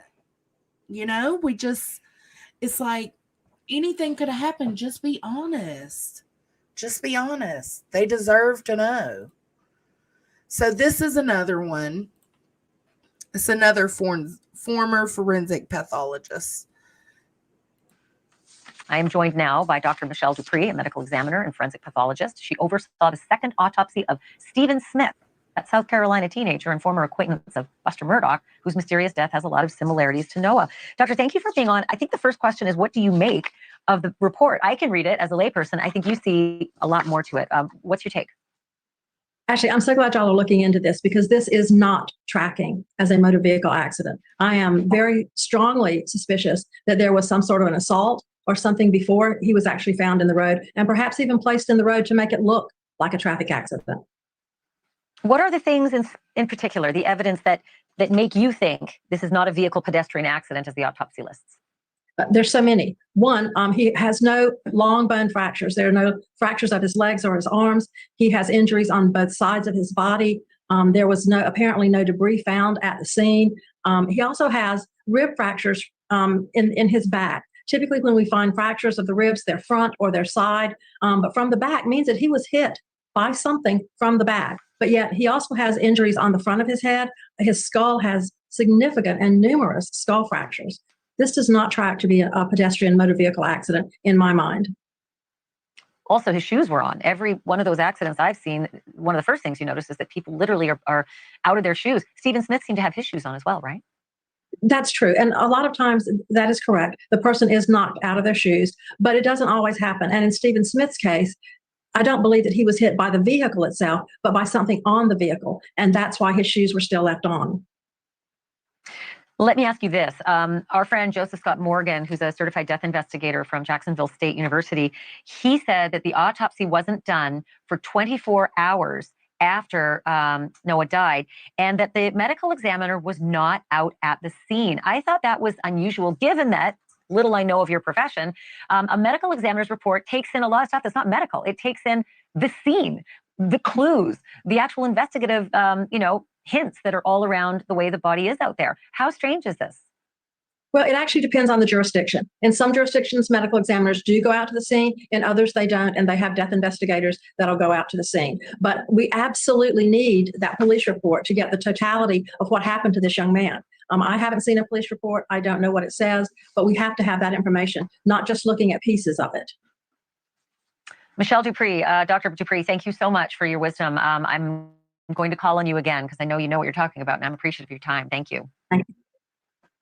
I want to end this by saying something important from the family. Noah's family wants everyone who's been following this case to know something that's very important to them. Noah did not have I agree, drugs in Valoma, his and that system makes me when he died. nervous. He did not have drugs in his system when he died. That makes me nervous because Oklahoma is not necessarily known for their great investigative skills. Just saying. Dead less than a mile away from that party on the side of a rural highway. He was naked except for his shoes. And to this day, neither Noah's family nor the police know how he got there. But now the family is sharing some heartrending details that they do know that haven't been made public before. They say an investigator told them the back of Noah's head was caved in, that he had road rash on his hip and gravel rash on his shoulder and multiple bruises. A friend's dad who went to the scene says that some of Noah's teeth were scattered on the ground. A pair of white shorts was a few feet away, and the shoes that Noah had on, only one of those shoes belonged to Noah, and the other shoe belonged to a friend. At the funeral home, Noah's body was bruised all over and swollen. Noah's aunt says that it was obvious his nose and his cheek were broken. His cousin says that his fingertips were shredded, as if he'd been holding on to something for dear life. I'm joined now by Noah's aunt and his cousin, Robin Smith and Ashley Chadwick. Robin and his fingertips shredded.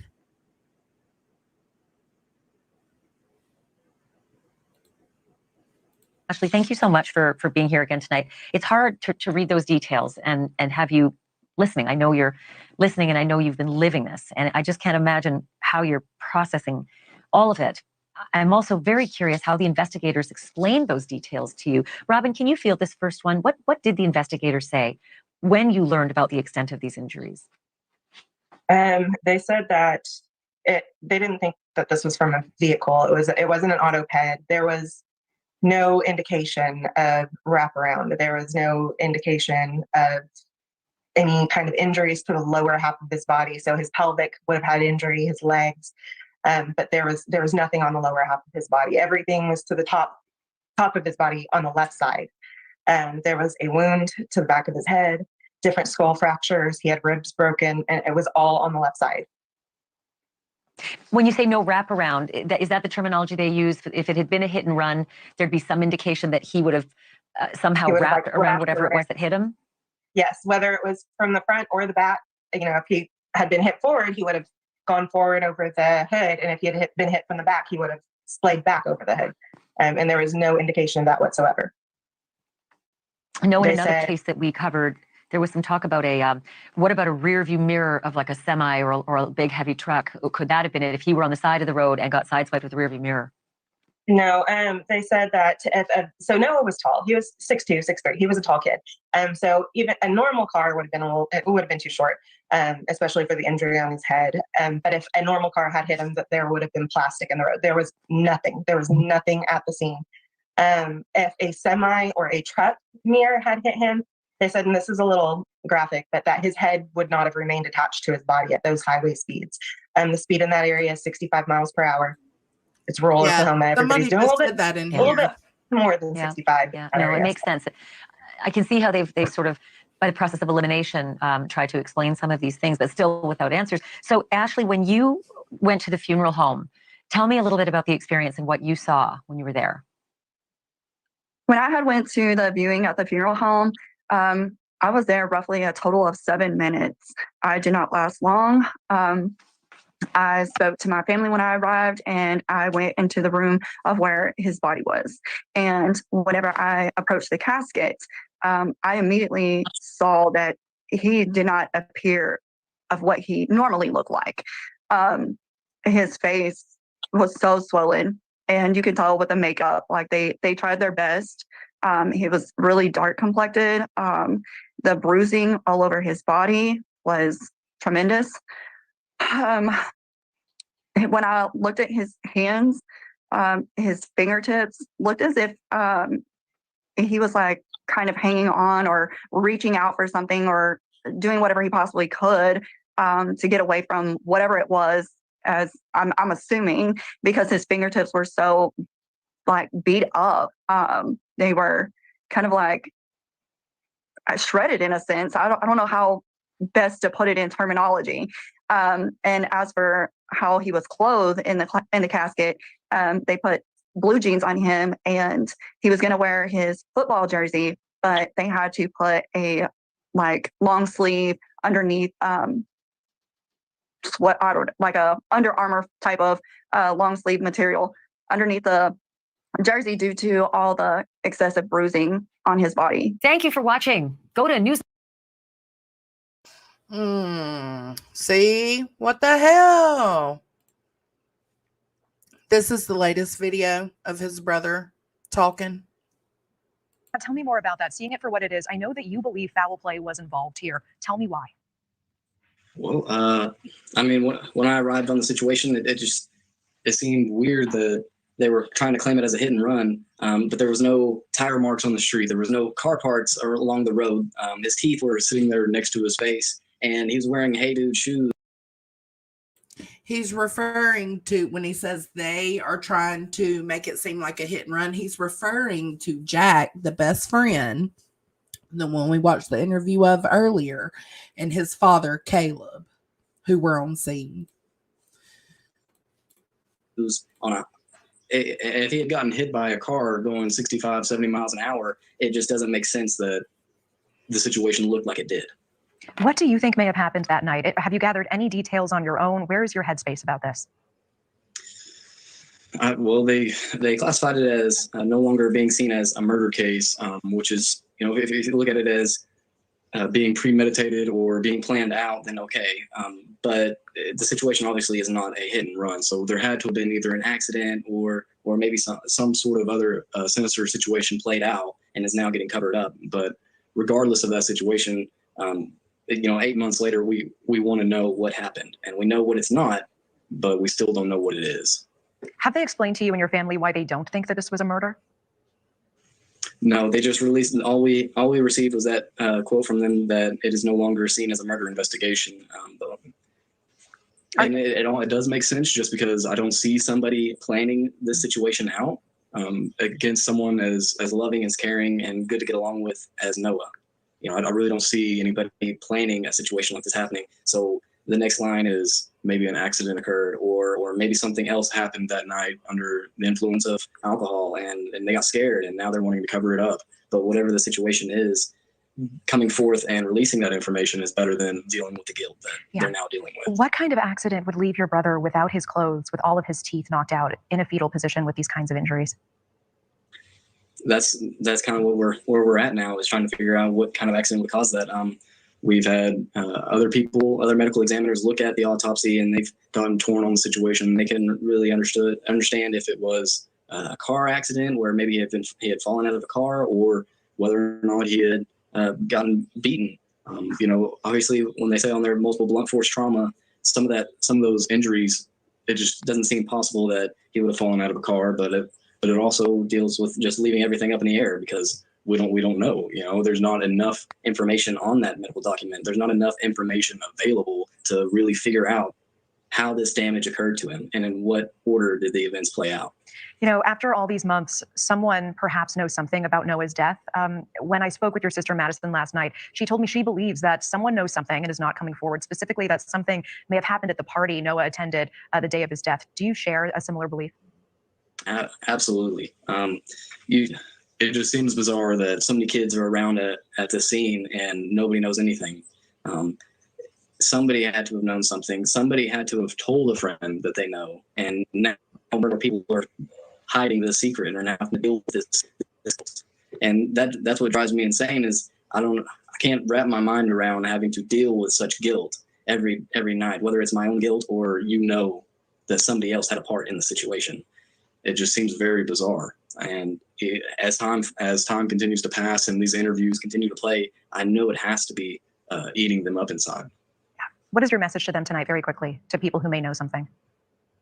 If you know anything, whether it's your own story or whether it's a story of a friend, we please encourage you to reach out to us, to the OHP, to the Southwest Contact Information Center, anyone at all. Just reach out to them with that message. And then also, if you are if you have some experience with private investigations or anything like that, the family is considering going out and finding private investigators and someone else who has a different experience level, someone with new eyes on the situation. So if you are available and you're interested in this story, please reach out to us, and we'll do everything we can to help you out in solving this mystery. Thank you for watching. Go to newsnationnow.com to find News Nation on your television provider. And don't forget to click the red subscribe button. It's just so sad. So that's all of the videos that the families have done as of now. This is a timeline that they've kind of put together in the Facebook group with the help of the family and a few of the party goers that did come forward. But it's still taken with a grain of salt because we just don't know. We don't know. This is not from law enforcement. So it says Saturday, September 2nd, Noah attends the party. He drives his own vehicle. Noah allegedly walked in on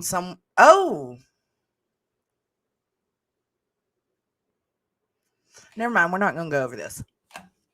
Nope. Let me get off of it.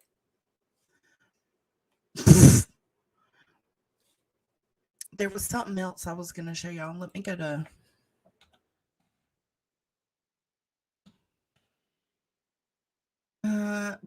okay, hold on. I don't want to leave it yet. Pushing, slapping him, no, getting fish hooked. Yes, okay, this is something the family talked about on a podcast. There was a heated argument between Noah and Jack, his best friend, that results in pushing and slapping over a girl, and Noah getting fish hooked, which means Jack's finger went in his mouth, Noah got written on by several women with permanent marker. Noah returns home in his own vehicle. Sunday, September 3rd, around 2:30 p.m., Jack starts calling and texting Noah and inviting him back out to the 3-day party.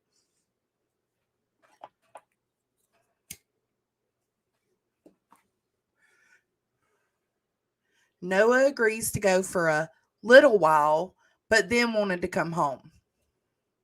At 7 p.m., there's several initials here. It says these people pick up Noah and take him to the party. So on this night, on Sunday night, September 3rd, the night he was supposedly unalived, he did not drive his own vehicle. So somewhere between 7:30 to around midnight, dancing, drinking, having fun. Several videos exist of drinking, dancing, and horseplay during this time. We watched those earlier. Between the hours of 10 p.m. and midnight, Noah allegedly got into another argument with Jack because he was allegedly sleeping with this other girl. In addition, during that time frame, Noah allegedly started to flirt with Jack's girlfriend, which made Jack mad, and an argument with a few slaps ensued. Okay. So then Jack supposedly goes to bed. Midnight, Noah wrecked the ATV, the side-by-side. A few of the guys got mad per the boys from Texas. This is a rumor.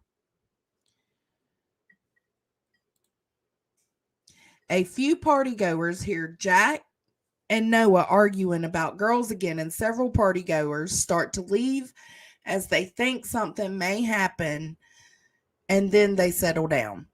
But Noah did start asking for a ride home. So this is somewhere after midnight. Jack's girlfriend started taking other partygoers home, but not Noah.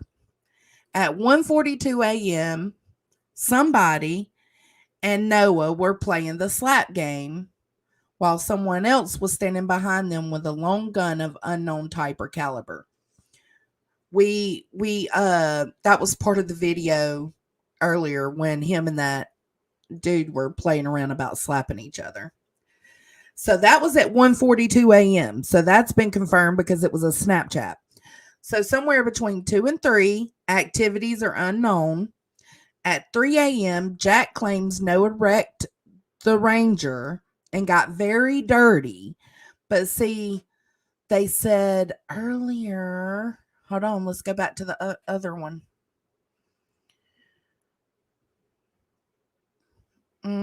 Midnight, Noah wrecked. Okay, but it says that's a rumor. So they're saying that Jack is the one saying at 3 a.m. that Noah wrecked the Polaris Ranger and got very dirty. So JM, which is another girl, and one of the other girls washed him in the shower. Okay. How the fuck would Jack know this if he was asleep? How would he know this? At 3:41, a female at the party posts a selfie. Noah is missing. Okay. In a later interview, this female claimed, this dude claimed he washed Noah as well. So now it's a couple of girls and a dude washing Noah because he's that fucking filthy with dry dirt that he needs 3 people washing him.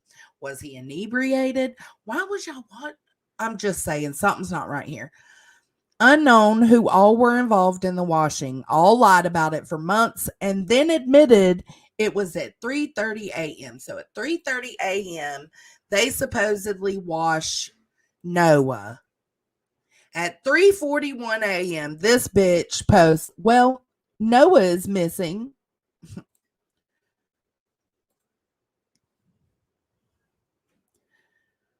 Noah wanted to go to bed with one of the girls. 2 stories have circulated. Noah got mad and walked off. Noah and Jack Newton got in a huge argument, then went outside still arguing. So this is after 3:30 in the morning they're saying this happened. At 4 a.m., Jack reported that Noah was... I didn't want to read this until I could find the post, but I did find the post, and then I couldn't find it again because apparently I didn't email it to myself. Let me look. There was a post made of a text between Jack and another dude. At 4 a.m., Jack had texted this other dude and said that Noah was dead. So he supposedly knew at 4 a.m. that Noah was dead, but he did not find the body until 5:15 a.m. He also is not the one that called 911. The truck driver did. Prior to the two truck drivers had found Noah between 5 a.m. and 5:30 a.m. So prior to Jack Newton finding the body, two truck drivers had found Noah between 5 a.m. and 5:30 a.m. and shielded Noah's body from the road. Jack Newton pulled directly up to Noah's body at 5:15 a.m. He showed no emotions, did not make any statements, and took Noah's shorts and left. He came back with a different pair of shorts and laid them beside Noah. What? Where's the proof of that? How do y'all know that? I'm assuming that would be a statement from the truck drivers. Jack came back with several other boys, and then the first responders arrive. One of these boys walked up, pulled a tooth out of his pocket, and tossed it towards Noah, stating that he found it. Rumored he found it on the ground. At 6 a.m., someone showed up with other girls' parents. They started cleaning up and made all the kids start cleaning up inside and out. So this is at the house. Then they pulled a Murdaugh and removed all the guns from the house. This has been confirmed. I've seen it elsewhere. Once cleaning, several kids from the party noticed the golf clubs were missing. None of them had heard any discussion of Jack Newton going on a fishing trip. 7:15 a.m., two people arrive. The medical examiner's report put the truck driver on scene at 5:53 a.m. and the state troopers showing the body was found at 6:18. So that means the truck driver gets there, sees them, calls it in. The trooper gets there at 6:18. One of the party goers says Jack woke him and others up at 5:15 saying Noah was dead and went to go see him. Caleb and Jack, Caleb is Jack's dad, texted him at 5:53 about the fishing trip. Why would they go fishing if Noah was dead? Also, several witnesses said Noah wanted to go home and even called for a ride home. Also, all phones and social media were wiped clean off of several partygoers' phones. That's true too. Also, note, not one time was hog hunting brought up until now. Remember, Noah wanted to go home.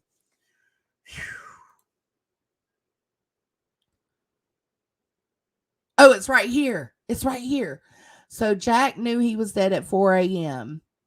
Justin Roy, who is mentioned in that timeline, said, yes, he told me so. I can't zoom in. Hold on, let me save this. Noah.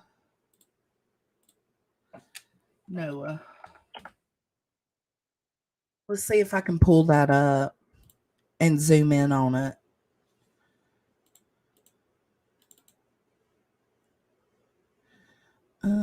No. Why is it trying to do that? No. Save image as.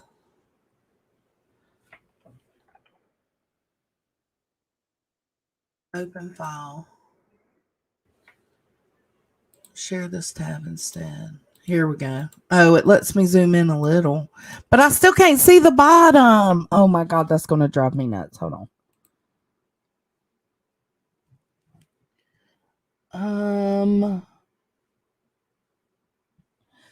That's the text right there that says that Jack told someone at 4 o'clock that morning, 4 a.m., that Noah was dead. Why can't I see it? Come on, man. Come on. So who?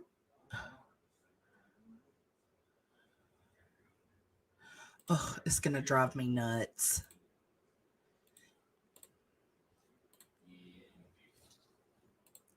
Ha! Found it. Sorry. Didn't mean to scare y'all. Okay, so this is a message from Jack Newton. The dude's, remember, I read it earlier. The guy was like, I seen him in this casket. He looks like he was beat up by 5 dudes. Jack said, man, I seen him on scene. I found him. He wasn't beat him on his face. So Jack is the one that's trying to push the theory that it was a hit and run and that not that he was beat. And the cops ruled out him being beat. But Justin, you know, I'd really tell the cops if I knew anything. I went to sleep early because I was going fishing with my dad. So Justin says, Jack, I know what a beat up face looks like, and the back of his head was smashed. And what time is early, bro? How early? Jack said, I went to bed a little before 1, but yet he knew all of that shit that happened with his side by side. Like, he knew that they gave him a shower. Like, he was there for all of that, right? But he went to bed before 1. And he was also fighting with Noah on and off throughout the night, which is not strange. I mean, best friends when you're drinking, I can imagine. But they were arguing on and off throughout the night, and other party goers that have come forward and talked have filled in some of the missing times, and they were definitely after 1 a.m. Look at this. He said, I went to bed a little before 1. He passed away around 4. How the fuck? Excuse me, Jack. So now you've told somebody that he passed away at 4 a.m. as if you know, and then you show up at the house at 5:15 a.m., waking everybody up and telling them that Noah's dead. You grab a few friends and a new pair of shorts, go to the scene of where Noah was. You call your daddy, he meets you there. Law enforcement is already on the way. You change out the shorts that were on the road. So 4 a.m., 5:15 a.m., and then the truck driver found him at 5:53. So Jack is all kinds of twisted up and involved in this somehow, because you shouldn't know that he was unalived at 4 a.m. And then the truck driver didn't call the like, did he find Noah at 5:15 a.m. and go back to the house to wake these dudes up? And while he was back at the house, the truck driver came by and found him? Is that what happened? If that's what happened, it's like, dude, why didn't you call the cops at 5:15 a.m. when you first found them? Instead, you go back to the house and chill with your homies and let them know that Noah's dead and then go back out there? No, something ain't right. Something is not right. He walked away from the house around 3:30, according to everyone there. That part is still accurate. It's what they're saying. But I seen him something. He wasn't beat up. Dude's trying a little hard to make it seem like he was not beat up. I mean, am I crazy? Am I crazy? Or is this all over the place? Because Jack shouldn't even... Baby. Will you bring me... Why is the door open? I was just out there. What? Hold on.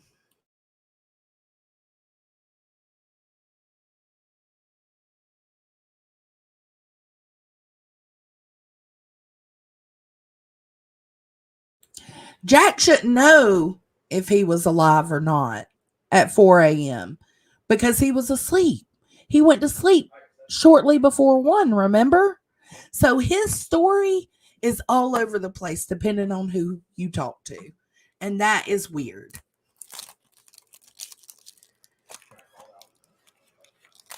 That's what I'm saying, Mac. Like, if you did find him at 5:15 before you went back to the house to wake everybody up and tell them, hey, Noah's dead, why didn't you call the cops? Instead, you just left him out there on the side of the road for a truck driver to find, and then the truck driver calls the cops. Like, and he's so insistent on it was a hit and run. And the cops say no. No, it was not a hit and run. Right, AMAC. And how did he know he was dead? Supposedly he wrecked the side-by-side around what? It said 3:00 in the morning. And so the girls and whoever else put him in the shower at 3:30. And then 11 minutes later, after putting him in the shower, you got this hoe posting, well, Noah is missing, with the spirally crazy eye emojis. What the fuck happened at this house? And then they clean up the house, they clean up the party area, and they take all the guns out. What happened at this house? Something happened.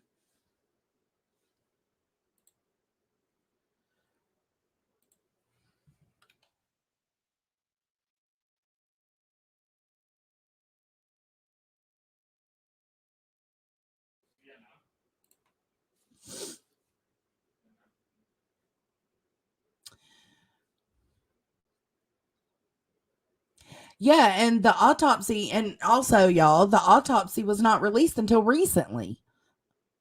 A month ago, 7 months in. The FBI took over the case. I know somebody, they're asking, but if I'm not mistaken, it was like, for some reason, I'm thinking May 17th.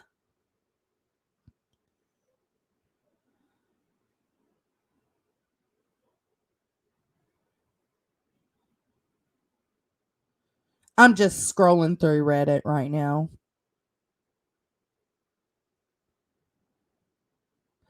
Hold on. I just want to see. Okay, what is this?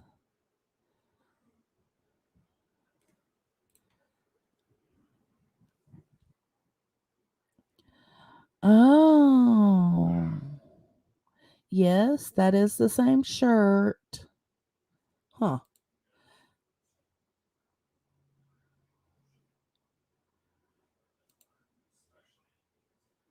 Oh, so he wasn't. Okay, so this is one of the friends that they're trying to figure out if he was at the party. And I would say yes, considering the shower curtains in the background.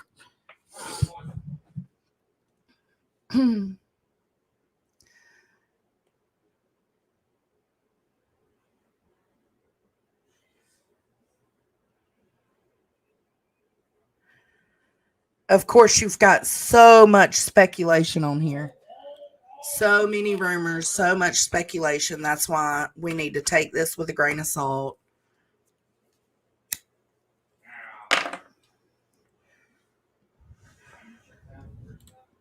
Let's see what this is.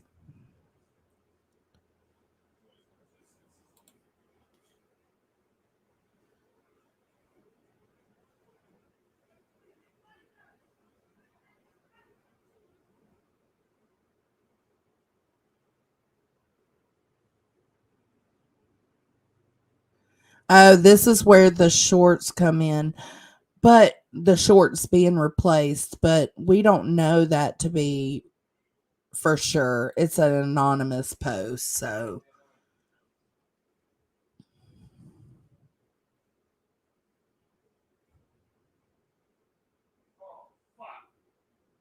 my husband's playing the game. Just ignore him.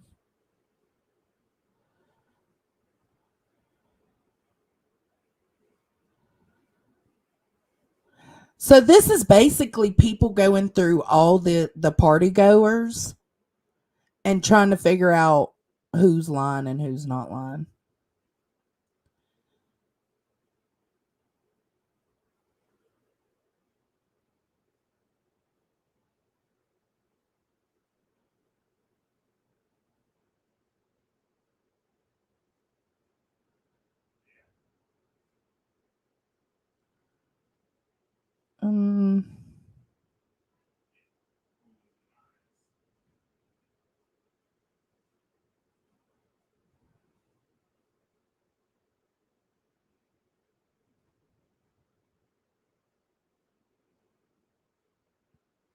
Let's see.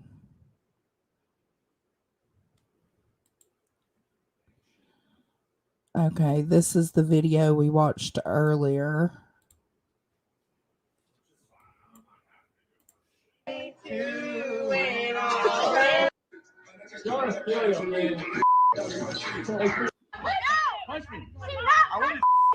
Oh, sorry.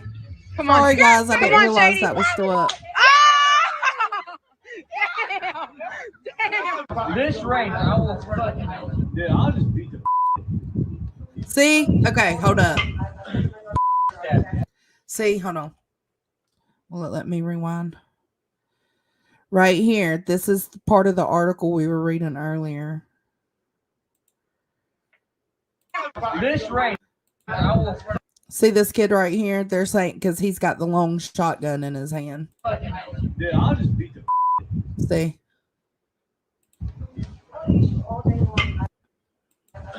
And these two are just goofing around. This is somebody, one of they're really close friends too, Noah and another friend. Not Jack, just another friend.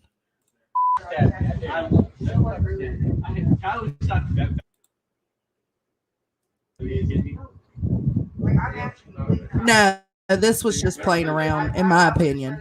Because you could see them smiling. They smile. See, he's smiling there. They're just talking shit to each other. He's saying, I trust you. Yeah, they're just playing. This is not a real fight. I trust him. I trust him. I wasn't Now, this is the one that posted that Snapchat saying Noah was missing at 3:41 in the morning.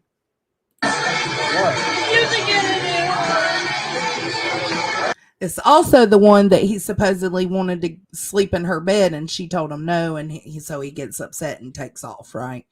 And he's going for a walk, but he can't find his other shoe, so he takes his shoe off another sleeping dude on the couch.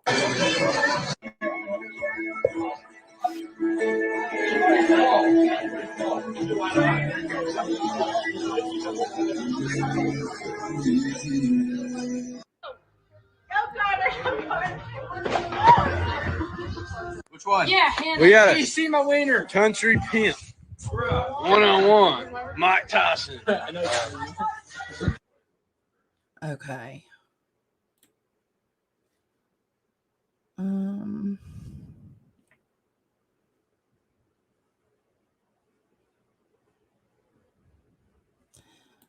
This says Caleb Newton.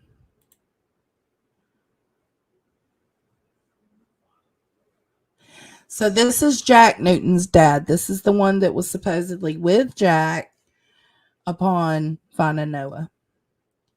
He says, everyone that I've asked has advised me to social media silence. Yeah, I agree. Because every comment or piece of info is met with attacks, no matter how valid. But here's mine. We had a plan to fish that morning. Me, my son, and my dad supposed to meet at my house at 6:30. My son texted me at 5:53. Amazingly, the same time the truck driver called 911, saying he'd overslept a bit. But yet at 5:15, he's in the house telling everybody Noah's gone. And he's sending a text to somebody else saying that he found him and knew he was dead at 4 o'clock in the morning.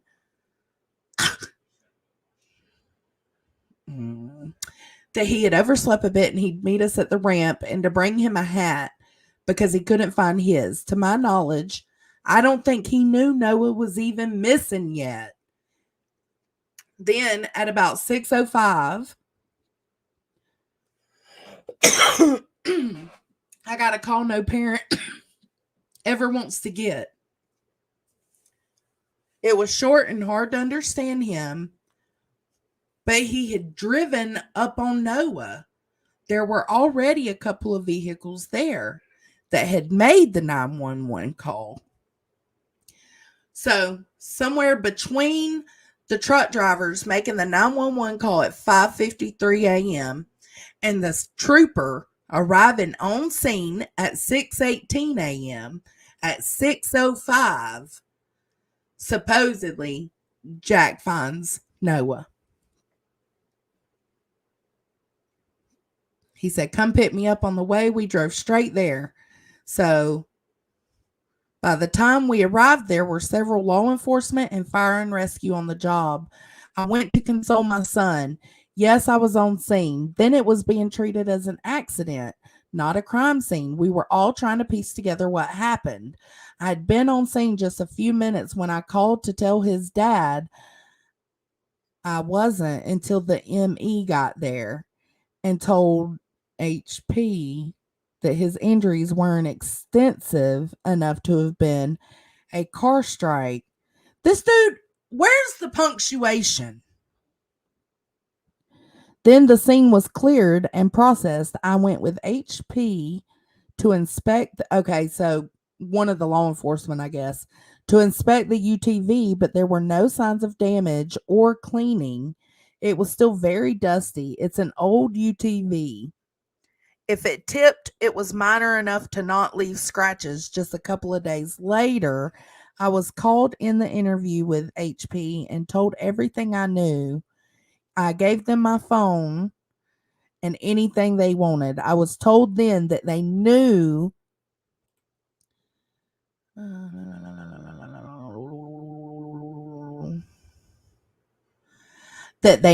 he wasn't beaten, but they didn't think it was a car strike either. So this is what Jack's dad is saying law enforcement told him when he went in for his interview. But let's also remember Jack, his son, was asked to take a polygraph. That's the most info that's been told to me. This is all complete locked in facts bullshit. Now my opinion is I've known this group of kids for years and they're great kids. I don't in any way think any of his friends have the character to hurt each other or even be too scared to call for help. If there was an accident they knew of, to me, they are innocent until I'm told otherwise. Another note, my brother-in-law, which is absolutely true, innocent until proven guilty. Another note, my brother-in-law lost his life hitting a parked car in my UTV a little over a year ago. Why that's brought up, I've had no idea. His accident was actually caught in my neighbor's yard cam. So they're trying to, the internet will do what the internet does. They're trying to make it seem like something more. So it's like, man.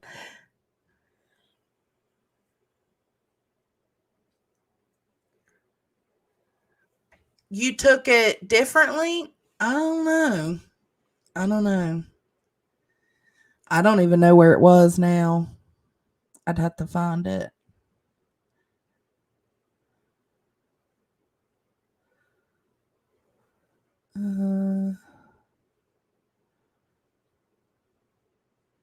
This is the same girl in the Snapchat.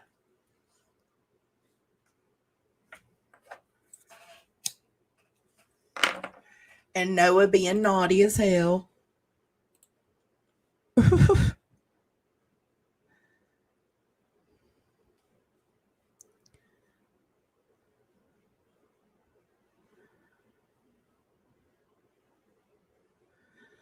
Oh, here it is. No, that's a weird coming on. Hold on.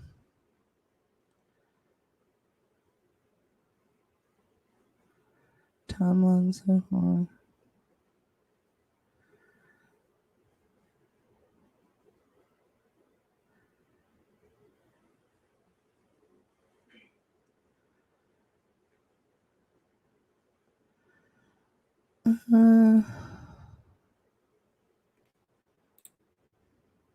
Let's see, what is this?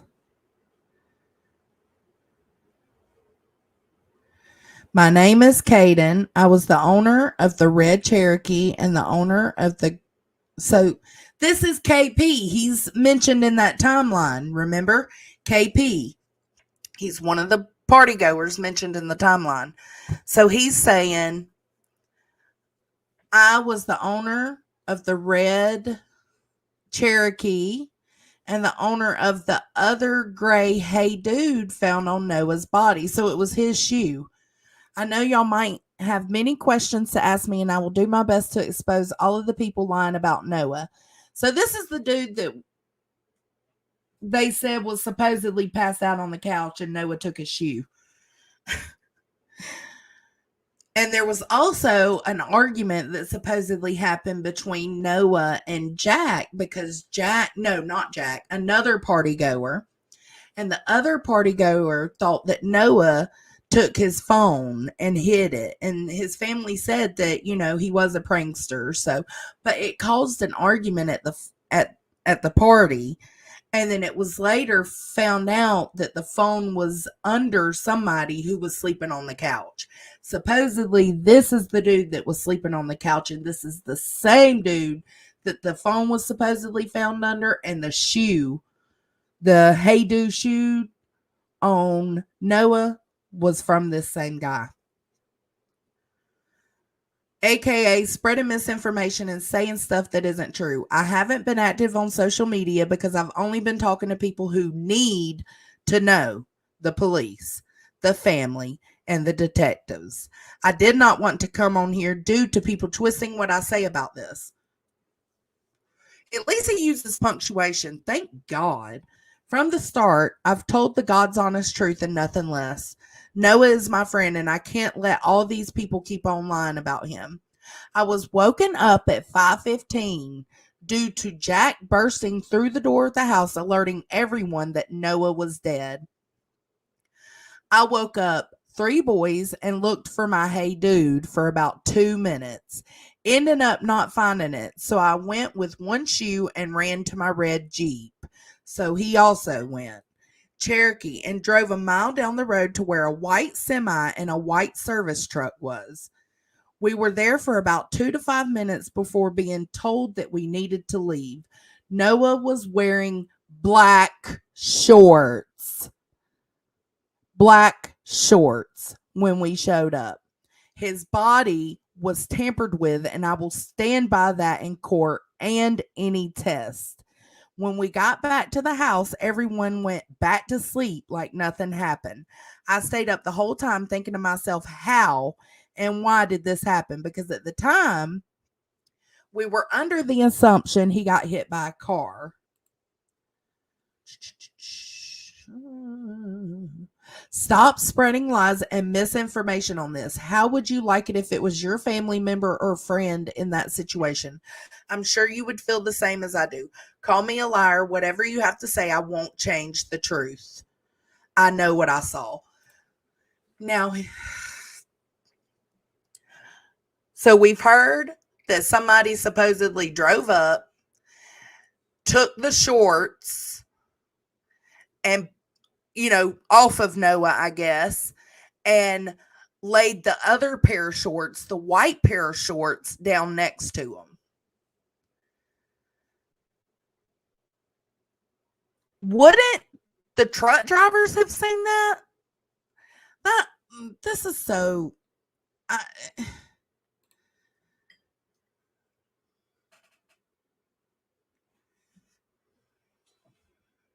Yeah, that's what's weird. Like, so you're saying you found them at 5:15 in the morning, went and told everybody at the house and just left him there. But the post we just read from Caden, he said that he was woke up at 5:15. He woke up 3 other guys, and then he looked for his shoe for about 2 minutes. So it doesn't make sense because that means you got there at 5:15. Let's say y'all got out of there at least by 5:30 and you went down the road a mile. Y'all would have still been back there with him before the truck driver. Because the truck driver did not see him and make the call until 5:53.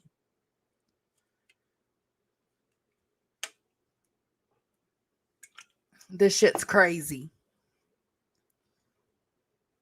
Highway Patrol. Thank you, Nunya. I agree.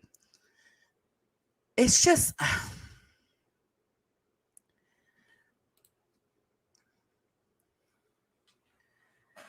Yeah, that's what I'm saying. Okay, so, but they're saying that Caden said on this post, they were woke up at 5:15 due to Jack bursting through the door of the house, alerting everyone that Noah was dead. So Caden then woke up 3 boys and looked for his hey dude for about 2 minutes. Then ran to his red Jeep Cherokee and drove a mile down the road. They still would have been back there.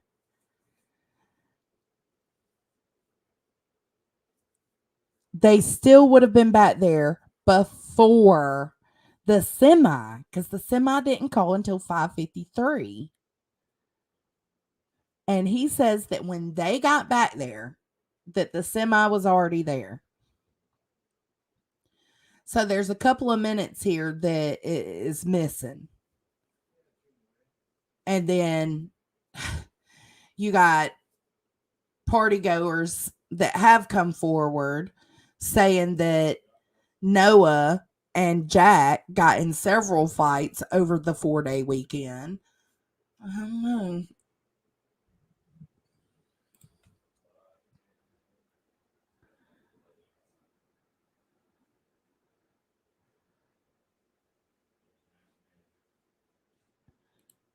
Unless they stayed. What do you mean the truck? Oh, I wish I had a better timeline. Because a lot of this timeline is from different party goers added into it. It's not necessary. It's not from law enforcement saying this is what we were told. So we can't verify really any of it. The main thing we can verify is that 911 was called at 5:53 and the trooper got there at 6:18. That's what we can verify. Everything else is from party goers. We can verify that they say it's not a hit and run, but they also don't think it was murder, which means they think possibly an accident and people covering it up. It could be several different things, but they don't think it was a hit and run and they don't think he was beat to death.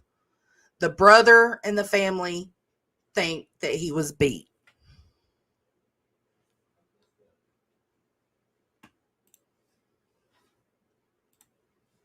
Let's see. What's this person say? Does anyone have specific knowledge? And that's what. And then they lied about the shower. Like they lied for months about the shower, and then decided to come. I bet the reason they were decided to come tell the truth about the shower was because that Snapchat of her that was found. Because supposedly they all wiped their phones.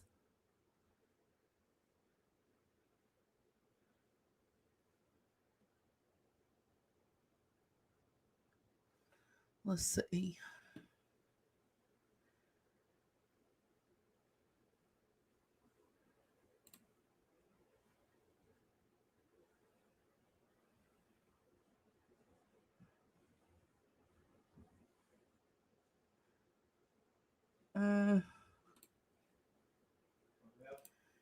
Does anybody know? We can make a timeline based on when videos were posted and when Noah left and those girls fighting over them. Wouldn't the autopsy have a time of death? Trying to figure out. The OSBI says the decedent left the house party and was not found until the morning. And was not found until 5:53 a.m.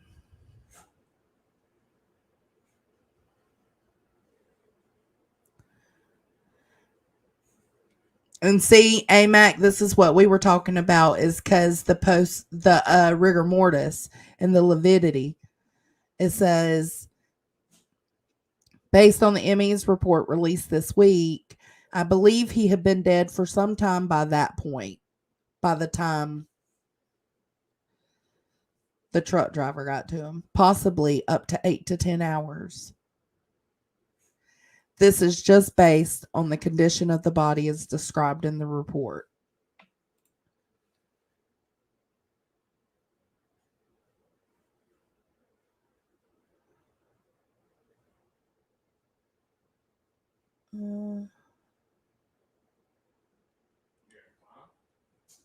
Another update. Let's see.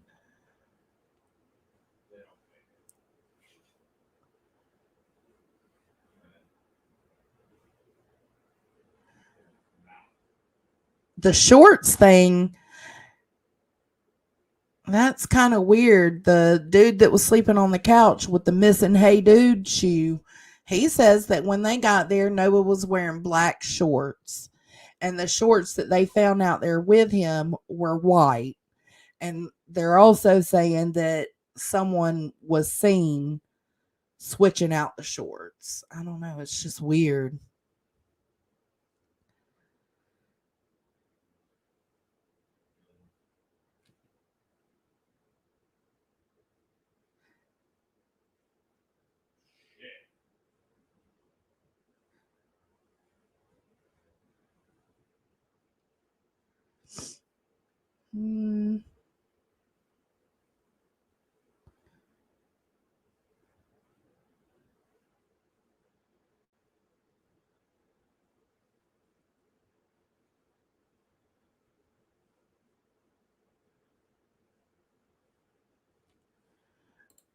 This girl was at the party.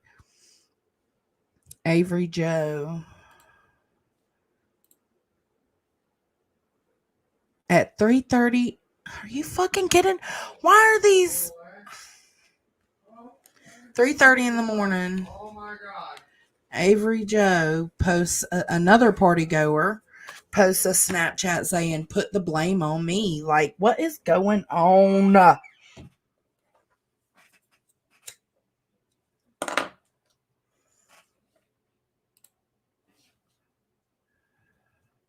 Okay, it was her party. Her and her sister were the ones that did the two Snapchats. This girl and this girl are sisters. They both live in that home.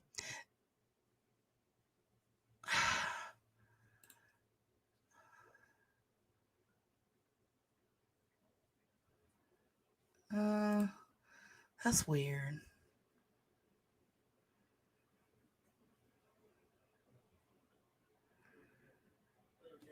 Let me see, because this might show a date. Oh, it doesn't show the date. Damn it. But the FBI was trying to figure out the date that the FBI came on.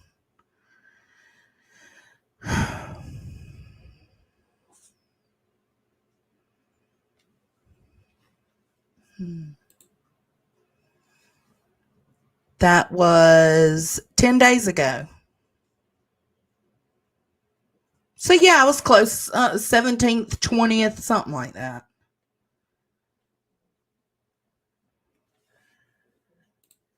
Okay.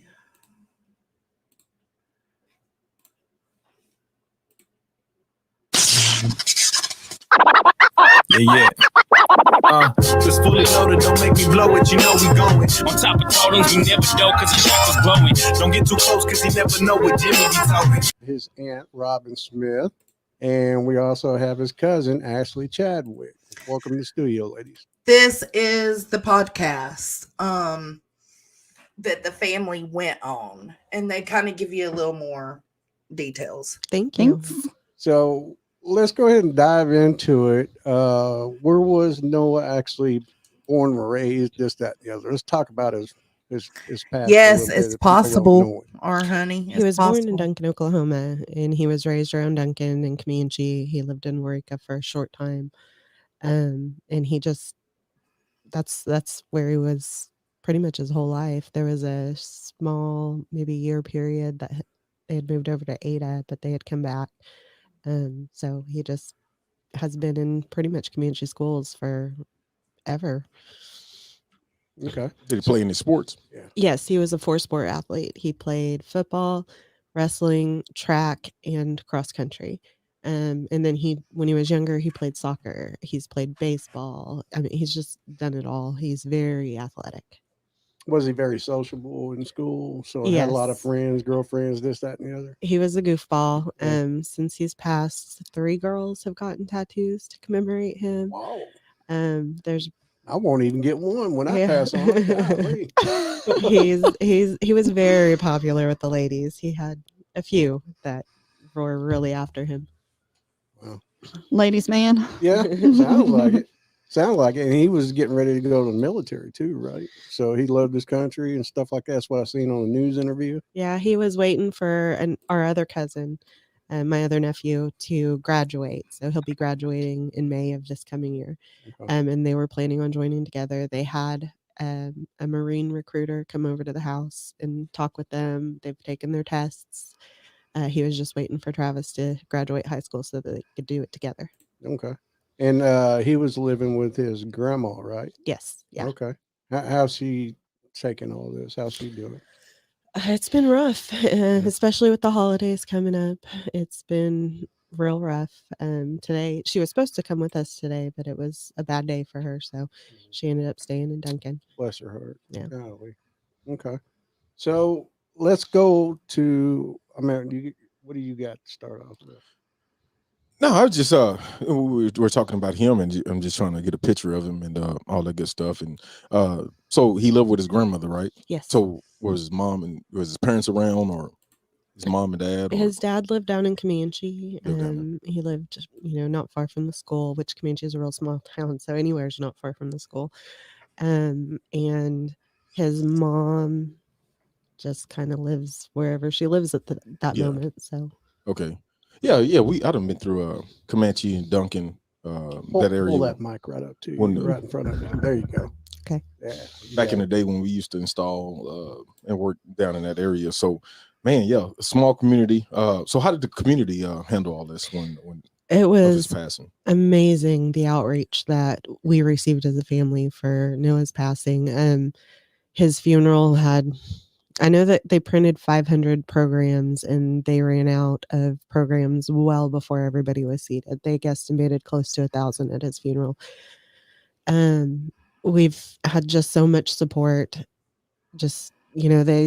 Ashley had started a GoFundMe. Ashley and Madison, Noah's sister, had started a GoFundMe, and it raised over $18,000 to help pay for the funeral and his burial. And we were able to give him a really nice send-off with that. It's just, they have been amazing. We had so many people stop in, anytime we go anywhere, I still have a son that's in school at Comanche and he's on the football team. And so we had so much support at any sporting function. At wrestling, he's in wrestling too. It's amazing how wonderful they have been. So when was the last time either of y'all seen him? When was the last time we saw Noah? Yeah. I saw him before he went to that party. I saw him almost every day. He was actually, so that was the weekend of Rocklahoma, and my husband and I had 2 extra tickets, and we had invited Noah to come with us to Rocklahoma. And he initially was going to go, but then he decided he wanted to bring a friend who was like 15, 16. And my husband and I were like, Rocklahoma is kind of a party, and we don't want to have to keep up with somebody else's 15, 16-year-old. We had our kids with us, which is a little different, which they're 16 and 18. But somebody who we don't know with this kid's parents. We know the kid because Noah brought him around all the time, but we don't know this kid's parents. We didn't really want to bring this kid with us just because of the atmosphere. And so Noah, at the very last minute, opted not to come to Rocklahoma with us. He was supposed to come with us. We had a football game Friday, so Noah was at the game. We saw him Friday night, and that's when he told us that he wasn't going to go. So we left for Rocklahoma early Saturday morning because my son was in the football game, so we couldn't skip it. So you didn't see nothing strange, just being Noah? No, he texted me on Saturday and was asking how it was going, and I was, sent him a picture of us in the crowd and stuff, and I was like, I wish you would come, and he's like, I kind of wish I do too, and that's the last text that I received from him. What about you, Ashley? The last time that I had seen Noah was for his graduation in May. My son and I went up there for his graduation, and we hung out after the graduation. We went out to eat. We went to the house. And then he, of course, wrestled around with the kids in the living room floor. That's typically how he is. You did not have to do that. Thank you, babe. I appreciate it. Sorry, I was smoking. Thank you, love.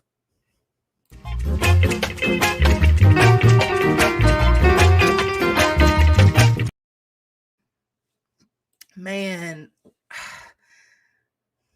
thank you. I appreciate that. Look how handsome.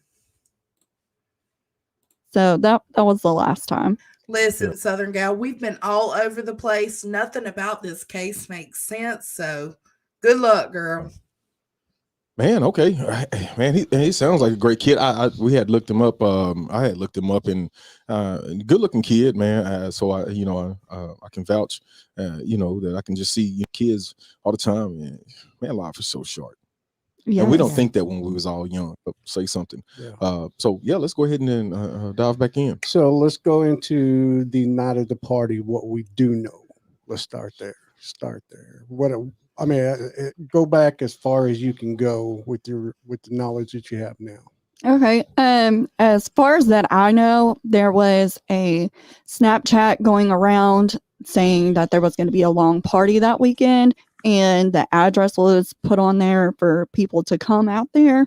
So that's kind of how it all got started, was through this Snapchat. And it was just typical teenagers in the Right. picture, having fun, drinking, stuff like that. Just, hey, we're having a party. It's this girl's birthday party. It's Labor Day weekend. It's a long weekend. So everybody come out there. Now I read somewhere where he was actually rode on in one Correct. of those pictures. Correct. So let's put a pin on that one. He was wrote. I guess somebody drew pictures or words all over his chest. or something Multiple like that. people did. Okay. All the girls were drawing on him. So let's put a pin in that. Remember that for later, guys. People out there listening and everything. So go ahead. Right. So he had went out there Saturday, I believe, or no, it was Sunday. And then Monday was whenever he was found. So Sunday he was out there. He was out there Saturday night too. Both nights. Yeah. So he was out at the party 2 nights. 2 nights. And Sunday he was picked up and from the house and taken out there by some friends that also attended the party. There's been some confusion as to who actually took him though. So the ones that supposedly picked him up from the house, or that did pick him up from the house, there was a story that he had dropped him and another friend off at the Sonic in Waurika, and Noah had walked down to the truck stop, and then he had gotten picked up by the girl who was throwing the party and one of her friends. And then the kid that had taken him supposedly to the Sonic in Waurika came out and said, no, I drove him to the driveway. I drove him all the way to the party. So we're not sure why it's being said that he had been picked up from the truck stop in Waurika. And we're talking about guys, like I said, I've been worked in Waurika, man. You drive through there, you blink, you miss everything. You through town. Right. So this is where the things get tricky here with me. If I came and picked you up. You picked me up. I picked you up. Period. Right. Right. Let's be real here. Exactly. I mean, I think everybody's dumb. If I came and picked y'all up, and it was all four of us, I know the time when I picked up Jimmy. Yeah. I know the time we left Wichita to get to Waurika, probably a 30-minute drive. We all go to Bill Catfish. Everybody understand in this area knows that. So from Bill's Catfish to Waurika, what is that? 10 minutes, 5 minutes, 8 minutes. Depends on how fast you drive. Then we got the convenience store on the left. I will be fast forwarding moments like this that don't matter. Let's go and walk. We used to go of what is Waurika? Because this dude talks a whole lot. Brakes didn't work. Well, that's what we had been told, but he had an oil leak, and the oil pan plug, I think, was leaking or whatever, and so he had decided to leave it there. He didn't want to mess with it because instead of going and buying a $40 part to fix it, he was. See, so this is why he didn't drive his own vehicle the Sunday night when he went back. You remember Saturday he drove his truck. Sunday he didn't. And the group of people went and picked him up, took him to the party, and then he was wanting to go back home. Just adding oil to it every couple of days, and it was getting to be pretty expensive. So he just decided to leave the vehicle there. Okay.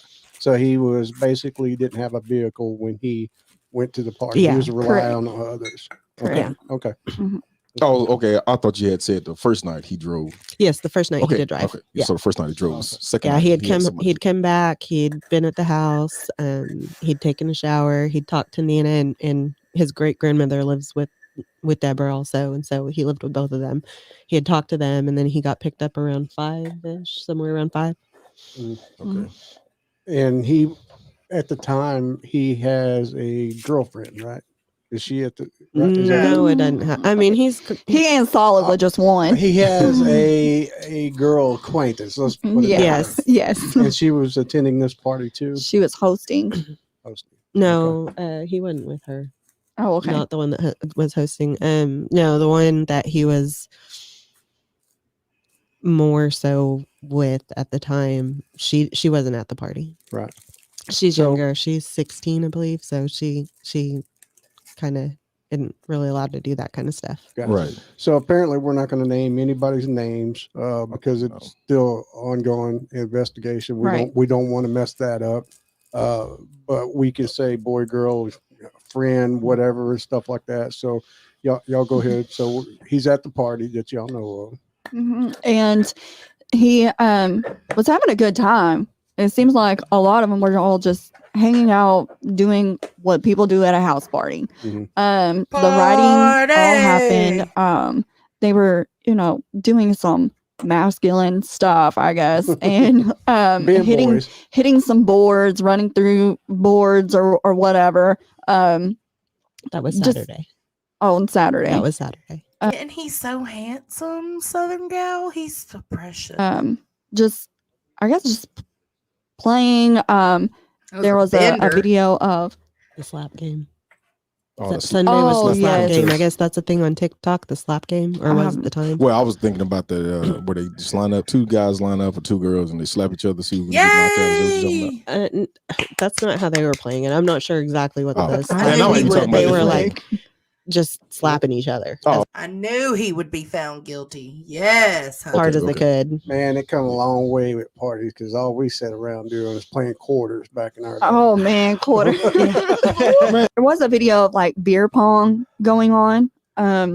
So they did, some little games. Yeah. So And we've seen a little bit of these videos that have resurfaced. up to what initially happened, there's no information.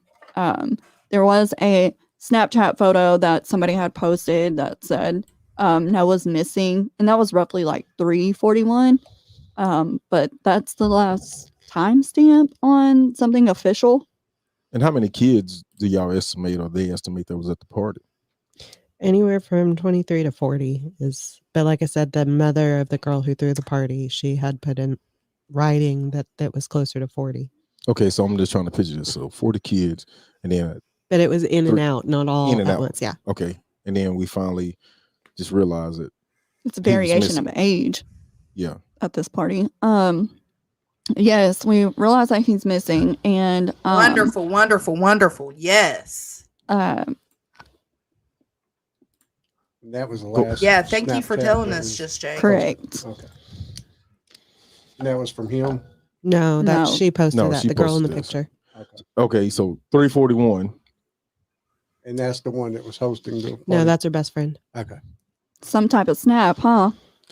Yeah, picture speaks 1,000 words. I'm just saying, like what I'm looking at. Like, okay, man, Listen at Yeah, them we breathing. had a The good other time. dude is breathing so hard on this mic. trying to see if the eyes glazed over. So whatever the case may Just so y'all know, it is not me. be, it was what it is. But at that time, I just want to, I guess, what'll be crucial for me as a parent, if I want to ask that or a family member, is like, how many kids was there that at that particular time that knew he was missing? Because you see what I'm saying? Because then we can start narrowing a lot of stuff down now. Because I'm trying to think about. Yeah, who was there? Remember, Caden said that Jack came running in at 5:15ish, telling everybody that Noah was dead. Well, who's that everybody that Jack came running in telling that to? About this, what I'm saying, where I'm getting at. So let's narrow this shit down, which I'm assuming that's what they're doing, because they have told the family that they have a few people in mind. I know they was in and out 40 something kids, right? That's even if it's all of us in here, us four. Southern gal. There's 36 other people in there. I'm saying if it's 40. Yeah. Like, damn, I don't know if you missing or not. You see what I'm saying? Yeah. I don't know when you miss because I'm over here talking to these other ones. But now that number gets small. Let's go. If it's 10 people in there, now we see that who can we narrow down and talk to? Right. Yeah. That obviously seen, hey, where's Noah? Because Noah could have went like everybody else because it was in and out. So all right, let's go back to the Snapchat, right? Mm-hmm. 3:41 a.m. I'm guessing was when it was posted or taken. It says, well, Noah's missing, has a young lady here smiling. And then it's got some kind of emojis beside it. Can't really tell if they're smiley faces or not. But and y'all keep in mind, this happened in September. This podcast, the part 1 was done in December. So September, October, November, December, 3 months later. So this is the family talking about 6 months ago, 5-6 months ago. really? It's callous. Yeah. So you're going to say Noah's missing, and then you're going to be smiling. All cutesy. Mm-hmm. Yes, 3:41 not cute a.m. at all, bitch. When asked about it, she had told us that she didn't think it would end up being this situation. So, like, she didn't mean it like,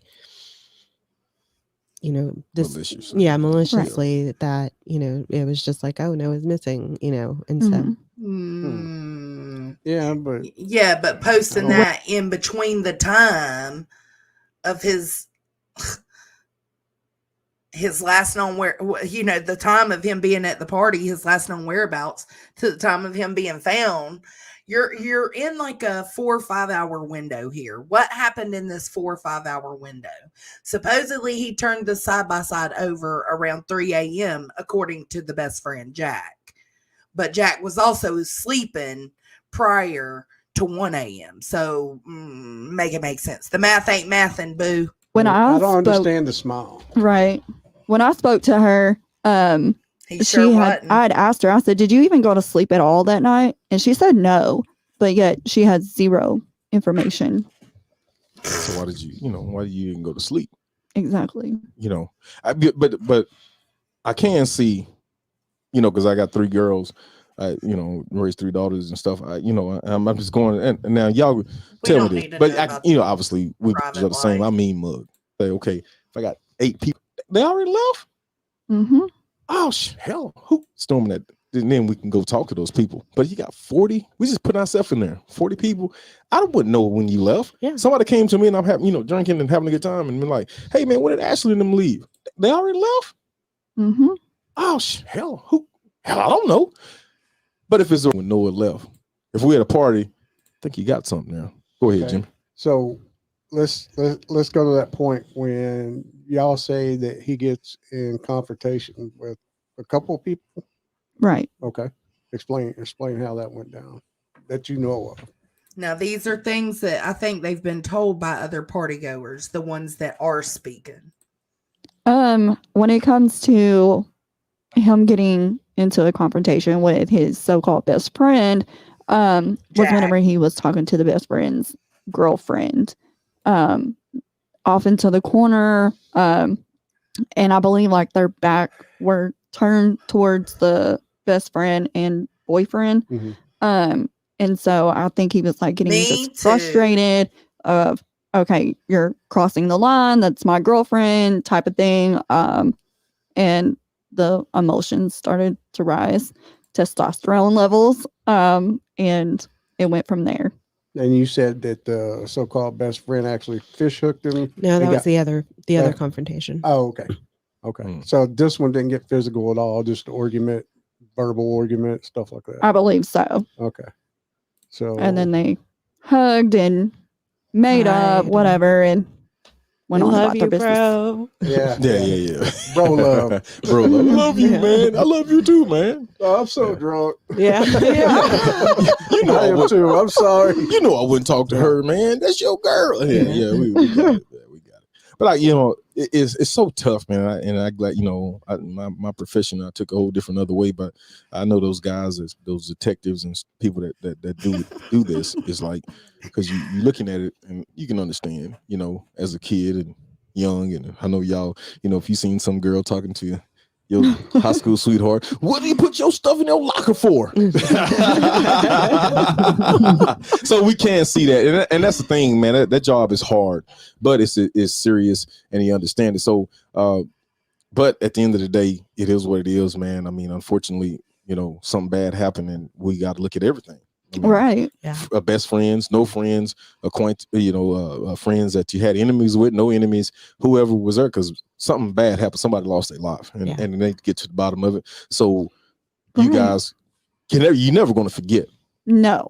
But it can not at help you all. kind of move on with understanding what's going on, and hopefully we can spread the word that this don't happen again, because one thing that you got. Yeah. So when we get past this first confrontation, okay, y'all were talking about possibly a second one that took place. Mhm. Was this with the male also? Yes, he's still in high school. He had High thought that Noah school. had taken and hidden his phone, and so they had That a Mr. physical Boston hit confrontation, and that's hard. when the kid had fish hooked Noah, and so Noah had bit his finger. But later the phone was found underneath somebody else that was asleep. So, Man, it just it just sounds like I said, this is hypothetical stuff, everybody, and we know that. The confrontations with this guy, and I can see you're looking at him, good looking kid. I don't know these other guys, but obviously they felt some way when Noah stepped in the building, and it felt like, hey, I need to pick on this guy. I mean, hey, you got if I lose my phone right now, I'm just, like I said, it's hypothetical. well, Noah I'm was a not going- jokester. Noah was a Yeah. jokester, and so him hiding somebody's cell phone You can is see him not doing that. far-fetched at Okay, so all. you see him Yeah. doing that one. Yeah. Okay. Plus, we know when alcohol is involved, you get a little, you want to have a lot of fun and stuff like that, and you don't think about consequences later. So, Well, we're not all thinking about when we go out. We're not all thinking about that we gonna have some drinks and we gonna die. You know what I'm saying? Like No. we all just sitting there like, okay, We coming back. We might have a hell of a hangover, but we yeah, coming back. But that person that got that vendetta against somebody, you would Right. think they're sitting up there having a good time, but they're sitting up there plotting, Yeah, or waiting for that moment to say, you know what, now I can do whatever. Yeah. This is my time now. I can't confront him when maybe there's no alcohol involved or whatever the case may be. But I think I get a good chance of sneaking up on him and doing something. So how did this confrontation, this second one, how did it break up, or did it continue to fester all night? that's kind of. I mean, I don't have an answer to that. I just know that there was a confrontation. Noah had bit him because he fish hooked him, and they found the phone. So I don't know if it ended in bro hugs or if there was still animosity between the two afterwards. Okay. But what would you expect if somebody put their fingers in your mouth? What's your reaction? I would bite him. Yeah. Or you go push them away and be like, Yeah. man, what you putting your stinking hands in my mouth for? Yeah. Sober or not sober? Yeah. I mean, come on, let's So more than likely, this one didn't get squashed, is my guess. I mean, that would be me as a party goer, ex-party goer, somebody like Eric said, puts their fingers in my mouth and stuff like that. I'm not going to forgive that. Yeah. That's Personal space. Yeah. You want One thing about Noah, though, is he never held a grudge. I mean, Okay. with everything that he had gone through in his life growing up and stuff, he never held a grudge. I agree, Southern Gal. He did not let stuff get to him. He did not let it sit and fester in his head and rot in his soul. It was done. just moved on. It's done. It's over. We're good. So going down the line, so after the second one, was there anything else that somebody got upset with Noah about that night? A girl, boy? The party thrower, the host. Okay. Female? So Yeah. 3 And encounters. I guess there was a story that there's 2 stories on this one, that she wanted Noah, and Noah called her a fat, nasty, dirty, bad word. Ooh. And You can cuss on it. okay. Noah called her a fat, nasty bitch and, rejected her. And on a side note with that, her mother had reached out to Noah's sister and told Noah's sister that Noah thought the mother was hot and would tell the the host all the time, how he was going to be her stepdaddy, which is just, that's such a messed up thing to reach out to Noah's sister and tell her, like, why would you do that? And then there was a story that he was drunk and wanted to go to sleep, and he wanted to sleep in the bed, and the party host wanted him to sleep on the floor. She didn't want him sleeping in the bed. And That so would they be had a an really argument about bad that. sentencing. Well, I know we skipped over this part. I was going to ask that. Was any charges brought up on her to having all these underage people at her house? And Not at the moment. I'll say they don't do that in Oklahoma. Oh, they do. So it's not how many, it's per instance. And so with a charge like that, even though if there was 40 underage kids there and she bought every single one of them alcohol, it'd be one ticket. And so, it'd be like a $500 fine. And that's it. After that instance, if she's caught again, then it becomes a felony. At this point in time, there hasn't been a charge brought because they're looking at more charges. They're looking at bigger charges than just a ticket for contributing to a minor. And you said the host was above 21 or it was her 22nd birthday. 22nd birthday. Well, I can tell you right now, I don't have the genius to figure this out, but something bad happened. Somebody lost their life. You hosting a party. That's kind of like we in the car and I'm asleep. Y'all four go rob a bank. I don't know nothing about it. I'm in there sleeping, passed out. Hey, I'm caught in the act too. So, while I'm in the house, the kid get out and go kill somebody driving. Yeah. Mm-hmm. What was wrote on there? Different names of people that were at the party. Yeah, and Noah's Hot was written on his butt. There was a penis drawn on the back. Yeah. A penis drawn on his back? Yeah. Okay. Well, whose names? Let's not say the names.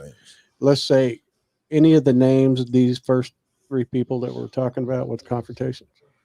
Yes. Okay. Then now we're getting somewhere. Yeah. Okay. Well, or how many total names do y'all know of? I got pictures. Oh, okay. Pictures. Oh, you can. So so y'all counted them out. You can see. You can see them. Yeah. Oh shit. There's multiple pictures with him. Oh yeah. From his back, his front, video of them actually doing the writing, or some of them. I love that butt Southern cheeks. gal. So is those videos still up, or they took them down? They wiped everything off of Snapchat. They had wiped everything off. Kids, or so the yeah, law the kids had. enforcement? That's The kids weird. had, so Why y'all cleaning your Snapchats, bro? But I for think some reason, so many people had seen it going on that night, and they had screen recorded. They had that's what I was going to say. Yeah. So we got the videos because of that. But by the time everything had come out, all of it was deleted off Snapchat.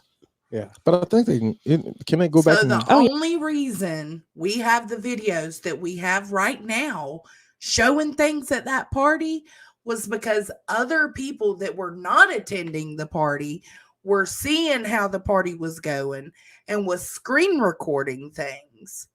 And that's how the family have these recordings. Yeah, they have. Yeah. The cops got, the cops got a warrant for that. Yeah. You ain't erasing all that, dude. No. Once that stuff is. Yeah, once you put it out there, it's out there. I know I'm watching goddamn a lot of CSI shit, but hey, man, you ain't erasing that that's on that damn computer or that phone, man. Yeah. It's gonna come back on you.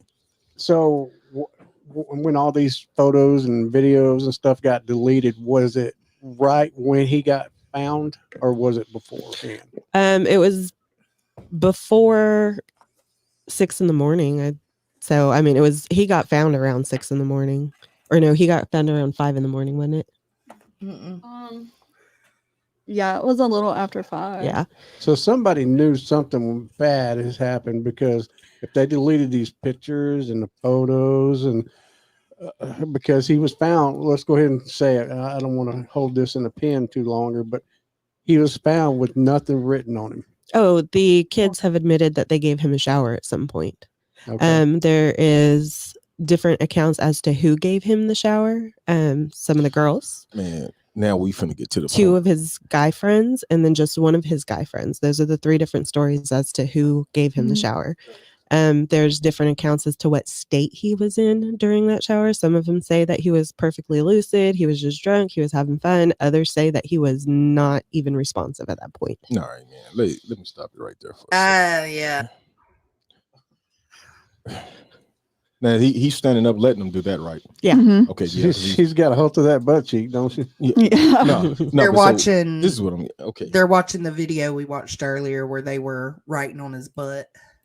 Because I know at some point, man, these guys, you put in your and this is we'll talk about it. This is over. How old are your kids? 18 and 16 or 19. I'm sorry, one of them just turned 19. And Ashley, you got. Mine is 15. So did we ever do Elf on the Shelf? Or I'm going side by side, whatever they are.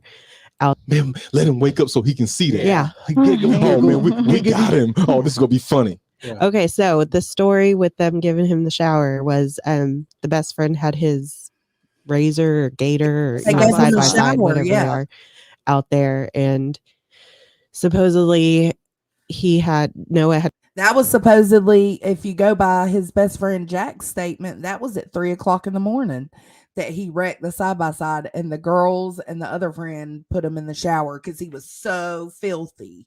Gone in and gotten the keys because the best friend and his girlfriend were asleep.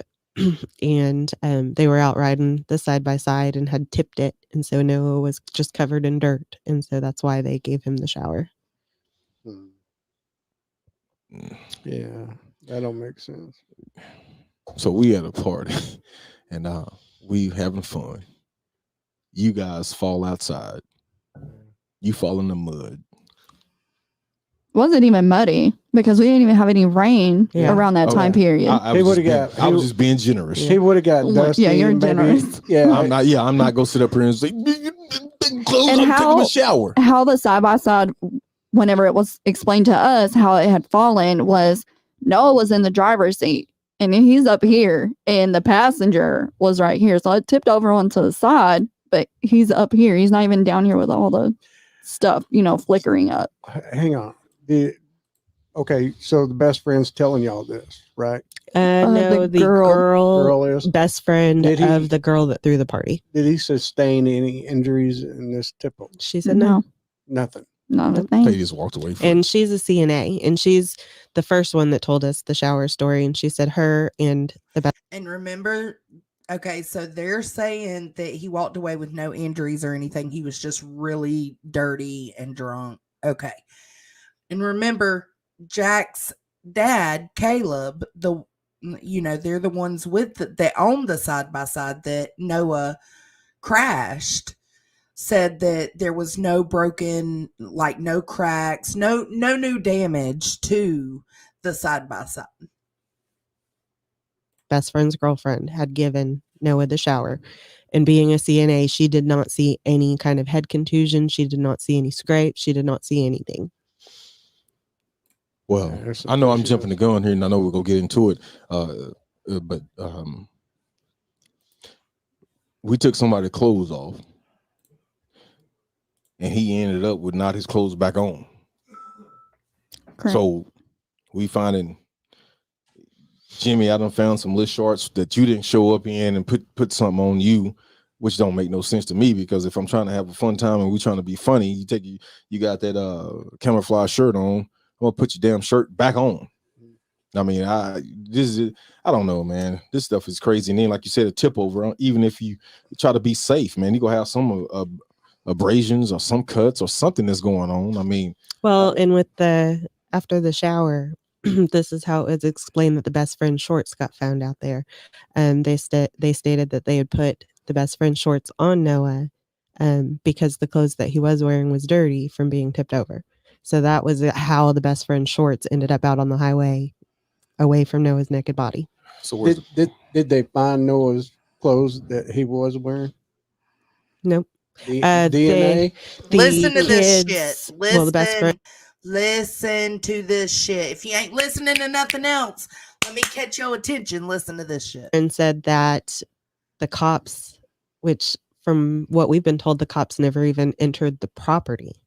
But he told us the cops gave Noah's clothes to his dad, to the best friend's dad, and they have passed them out to various friends and stuff for them to keep as mementos. Mementos. This evidence was never collected. Correct. All right. Yep. He was dressed in somebody else's shorts. Apparently, that's what was told. Yep. And there's no pictures of him in those particular shorts. We've only seen two different colors of shorts. Hey, can you, while we talking about that, Ashley, while we still talking, hey, can you bring that picture back up when they were signing his buttocks? The tan shorts are from Saturday night. The black shorts are from Sunday night. All right. So let's say. So there's the black shorts. Okay. And then get to that one where, see if you can get to it where Jimmy said, man, they had a good grip on it. That video. Nah, because I got to see something because maybe I didn't. Okay, so is that some black bikini underwear? That's what it looks like. His tan shorts, black tan shorts, underwear. his underwear, boxers, black underwear. Black underwear, yeah. Okay, so what shirt did he have on before this, or did y'all have a picture of that? No, it was he went around always shirtless. Shirtless. Okay. Supposedly his favorite American flag shirt is what he wore to the party on Sunday, though. That's the shirt that never got collected and was passed out to friends. Right. So what I was getting at before when I said bring that up, the underwear, I know that I'm a very detailed person, so I just caught what you just said earlier. Black shorts on Sunday, tan shorts on Saturday. No, early before that, and you go understand what I'm saying. So we passing out mementos. So somebody got his underwear. Wow. He didn't have any underwear. Who wants somebody's? Come on, man. Yeah. Let's go. Who back wants to somebody's underwear? Yeah. Let's go back to that side by side. And his wallet has never been found. His wallet has never been turned in, never been found. I know you probably didn't know, but you don't know if he had cash or anything like that, credit card. He had just gotten paid, and he didn't deposit it into his banking account. So. Did he have a ATM card, like a debit card? Yeah, he had a bank account. So nothing was missing out of it, taken out of it. No, I work at no. I was fixing to say, have they did a search on the card, see if it was used anytime after? I'm sure I they mean, did. as far as I know, the police have not looked at his bank records. Well, where's his money at then? I mean, did he cash it? You probably cashed it and had cash. Yeah, he did not deposit his check. Yeah. He probably cashed it and had cash. But the check, you can't tell if the check was cash. And on Friday, so the Friday before, he actually had two cell phones at that time. So he had been on Nana's plan, and he had like a little Samsung Galaxy, whatever, on Nana's plan. Well, that Friday when he got paid, he did go to US Cellular and get his own cell phone plan, and he got himself a brand new iPhone, whatever number we're on now. And so he was very proud of that. He got his own plan. Was that recovered? Yes, both the phones were recovered. But and the iPhone is the one he had on him out at the party. But he did have two cell phones at the time. Nana hadn't shut off the first phone, know. So. Well, let's go back to that side by side. I'm curious about this. Did law enforcement check into the story? Did they look at the side by side to see if there was any damage? According to, because there's a lot of plastic on those things. Yeah, according to the father of the best friend, because it was the best friend side by side, his dad side by side or whatever. So this hair's yeah. At the scene, they were loading up the side by side, and the police stopped them and made them unload it and took inventory of the side by side, took it into custody, and then supposedly dropped it off back at their house later. So they did do some investigation about it. That's what the father of the best friend told. Yeah, they dropped it off that fast. There was no damage. Yeah. So they knew what's going on. I mean, they wouldn't have dropped it off. I mean, even if we were in a little fender bender right now and that caused some accident, your car is in pain. No, amen. You know what I'm saying? Didn't. Well, Like, the route I'm going to this, and it's concerning. Is it just me? But I find it very concerning that they took this dude's clothes that he was wearing before that, when he had the little ATV accident thing, and passed the clothes out as mementos. Am I crazy? Or is that fucking weird? Why? To me, this sounds like this accident with the side by side could have been Okie? Something that caused his death. It possibly could have. That is a theory that's out there. Yeah, this is just a theory, and that's honestly the kids panicked, wanted to. Like, I can see that theory being possible. Maybe But could he have no? But could he have all that damage? And the side by side not be damaged? There's no way. Cover it up, took him inside, gave him a shower, and went and dumped him. That's my theory. Creepy, So far, but you still had some kind of damage. That is a on there. very plausible theory Yeah, for sure. you still could have had some damage on the because that's all plastic. Yes, yeah, that's there what I'm gotta saying. be there got to be some scrapes, some even if it's decals, scratches on decals, vice versa. Got to be some damage on there. It's not going to be you roll over and it's going to be nothing. So with everything being said, I mean, with the clothes and stuff, and passing out from just for keepsakes. So I guess we can say that. Is that what we're saying? Yeah. Whatever suits. Why would I? It is what it is. Why would I want that? If I know that someone, my best friend or somebody I went to school with, and this might be a potential to break a case, and I'm keeping it. I'm gonna come back in, whoever that was, if it got sent to 20 of us or 10 of us. Now, man, here's this shirt. Maybe it got something on it. I don't know. What am I keeping it for? Yeah. All right. It just don't make sense. To Reaper Apparel Company, Doc Sacrifice wishing one goal. 20. Never lose. There's complete strangers that are trying to help us get the word out, share different Facebook fucking posts, different whatever somebody posts, they'll share it, but That's not okay. one of these. I considered that. What if the side by side just didn't sustain so much damage, but he was just thrown off of it? But that's a lot of damage, even just to be thrown off of it. Best friends are. Yeah, and then another thing too. What I'm talking about is like that's for the family. Like if Noah wore a different a watch that or a bracelet, Right. ring. He had a necklace. Yeah, and that's passed down to y'all. Why would us friends want a piece of clothing? Dude. So you know those people. Like I said, it may be crazy far fetched, but He's talking I about have trophies on right 2 here. days. We getting to the point. Go ahead. Yeah, so we were talking while we're commercial break, and there was another confrontation, a fourth one that somebody said something about some golf clubs. How'd that work out?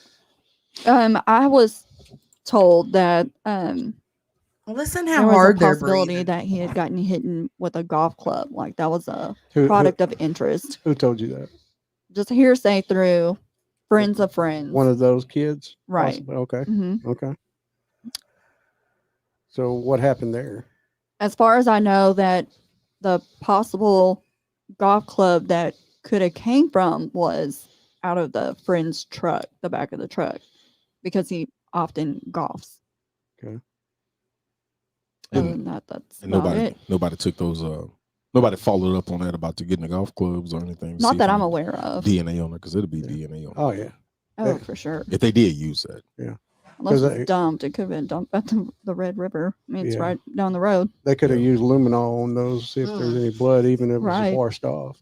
Right. So let's go back to the house. Did OHP, OHP, or any of the investigators go to the house? And Nope. No. Nothing. Not that I'm aware of. When we did have a talk with one of the girls that did attend the party, we did ask I think you asked if OHP had or any investigators have went to the house to ask questions, obtain any type of information from the actual house. And she said no. She said the only thing that happened when they returned to the house was that two people that reside in the home were cleaning up. The party goer and the girlfriend's best friend, who happens, or the party thrower and the girlfriend's best friend, are sisters. They both live there. Cleaning up. Define that. Did they give you any information on how they Beer cans and alcohol. So it wasn't using bleach and mopping floors and stuff like that, or was it? I don't know. She did Southern not gal. admit that there was any say kind of that exactly. cleaning. She said it was Let me just see if picking I up all can the beer zoom in on cans and stuff. Other rumors, there's so many rumors, have stated that there was a very strong smell of bleach around the property. And that some people were trying to remove the guns out of the house. I don't That know. has I been can't said too. tell.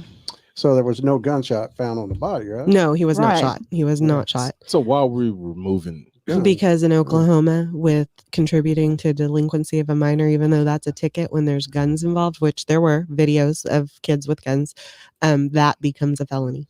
Okay. So we know we're hiding something. So let's.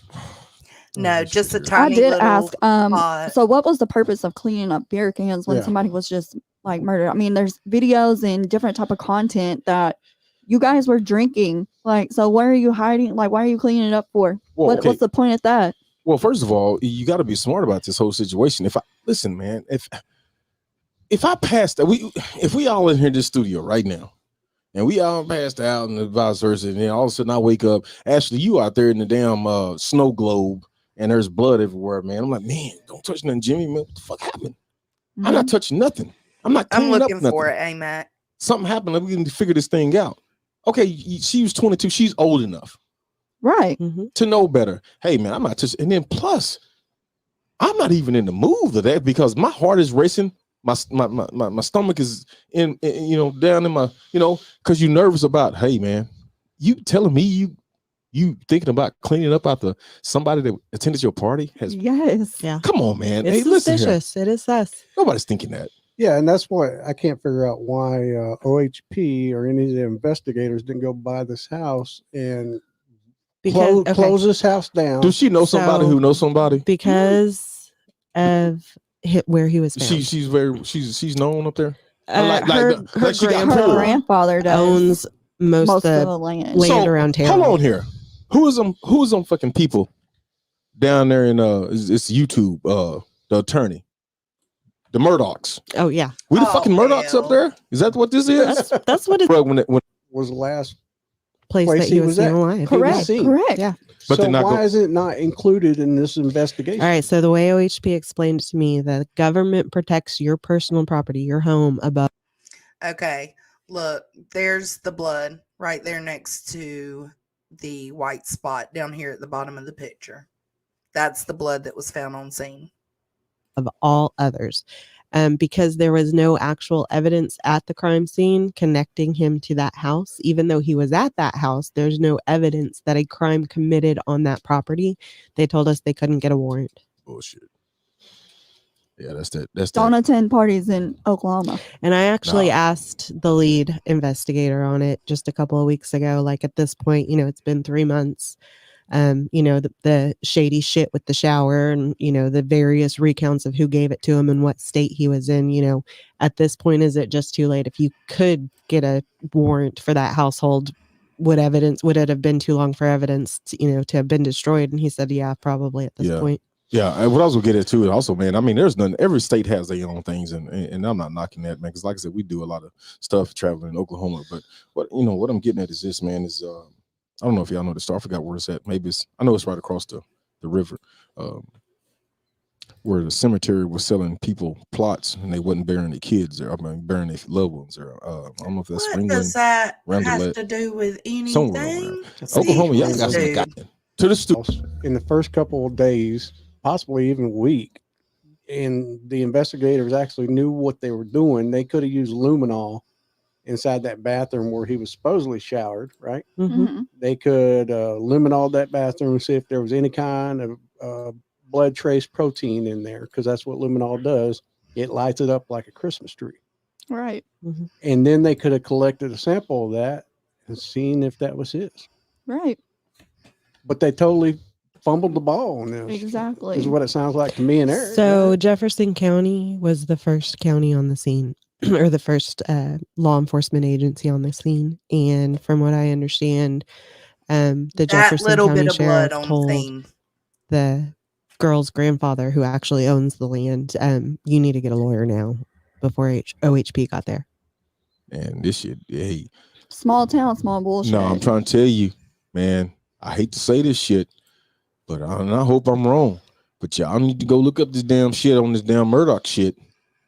Bro. I mean, the dude, the grandson killed. Hey, they got to the hospital, and old grandpa came in there that ran to Alabama and said, "Hey, bullshit! Don't you say a damn thing." This is what this shit sounded like, man. Exactly. I'm sorry, you know. You can say I'm moved, but I'm crazy, conspiracy theory. Go look at that shit. When I tell people When all it's the black time, and white, it's when black people and run, white. when you got money and you run something, think about it. Now it's making sense to me. 40 people there, somebody got to know something. So this is even more in-depth speculating. Somebody, and I was thinking, you're listening because you found out because it guess what? See, regulated, y'all ain't got shit to do. Man, you think you might get away with it. You might start a family, might have some kids, you might have a good job. Next thing you know, that knock will come on the fucking door. You drinking goddamn cocktails or whatever. He's gonna sing on you. I mean, you can't keep this secret. Not all of you. Somebody's gonna tell on you. So Somebody has to. It happens all the time. It just don't make sense, man. It just with all this stuff. But man, y'all think I'm crazy, and I know we'll get the comments or some people go send some emails. I don't mean Murdoch's. What are you talking about? 9 months. The fucking deal with. Okay, tell us about that. How that went down, or supposedly went down. As far as I know, that he was frustrated. I'm assuming from not being able to go to bed with the girl, and he, I guess, was irritated and just took off walking. And apparently, that's what he does all the time when he's frustrated. Okay, so you let's know say what? You know let's say what? That me and Dietz and Nunya considered that. Like, what if he wasn't? What if he was drugged by something, but not necessarily on concrete?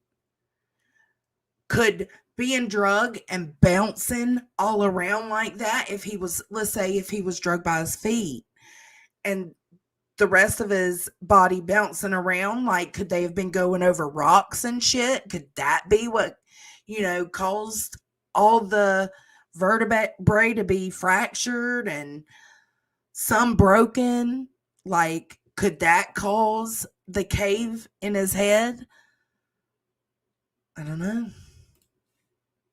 This house, how far is this house compared to Highway 81 where he was found? Less than 2 miles. Less than 2 miles. Her driveway is a half mile long, right? Yeah, I have a. Yeah, I believe her driveway is a half mile long, and then he was found 0.8 of a mile just north of her driveway. Okay. Her driveway gravel and stuff like that. And Noah did have a little spot of road rash.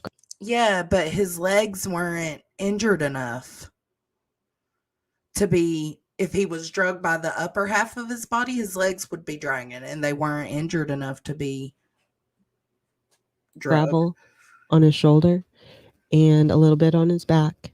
And they found one spot of road rash from the pavement on his hip, and they suspect that's from him being dumped. Was there any gravel embedded into his skin that you know?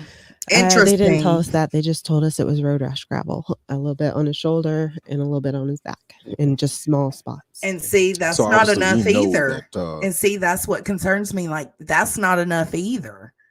Just some small spots on his back. If he, let's say he was, instead of being drugged by the top half, he's drugged by the bottom half, then it would be reversed, right? His top half would be really mangled. He apparently, so we know for a fact, and you help me out here. We know for a fact that they said he got dumped there or wherever he was found. Correct.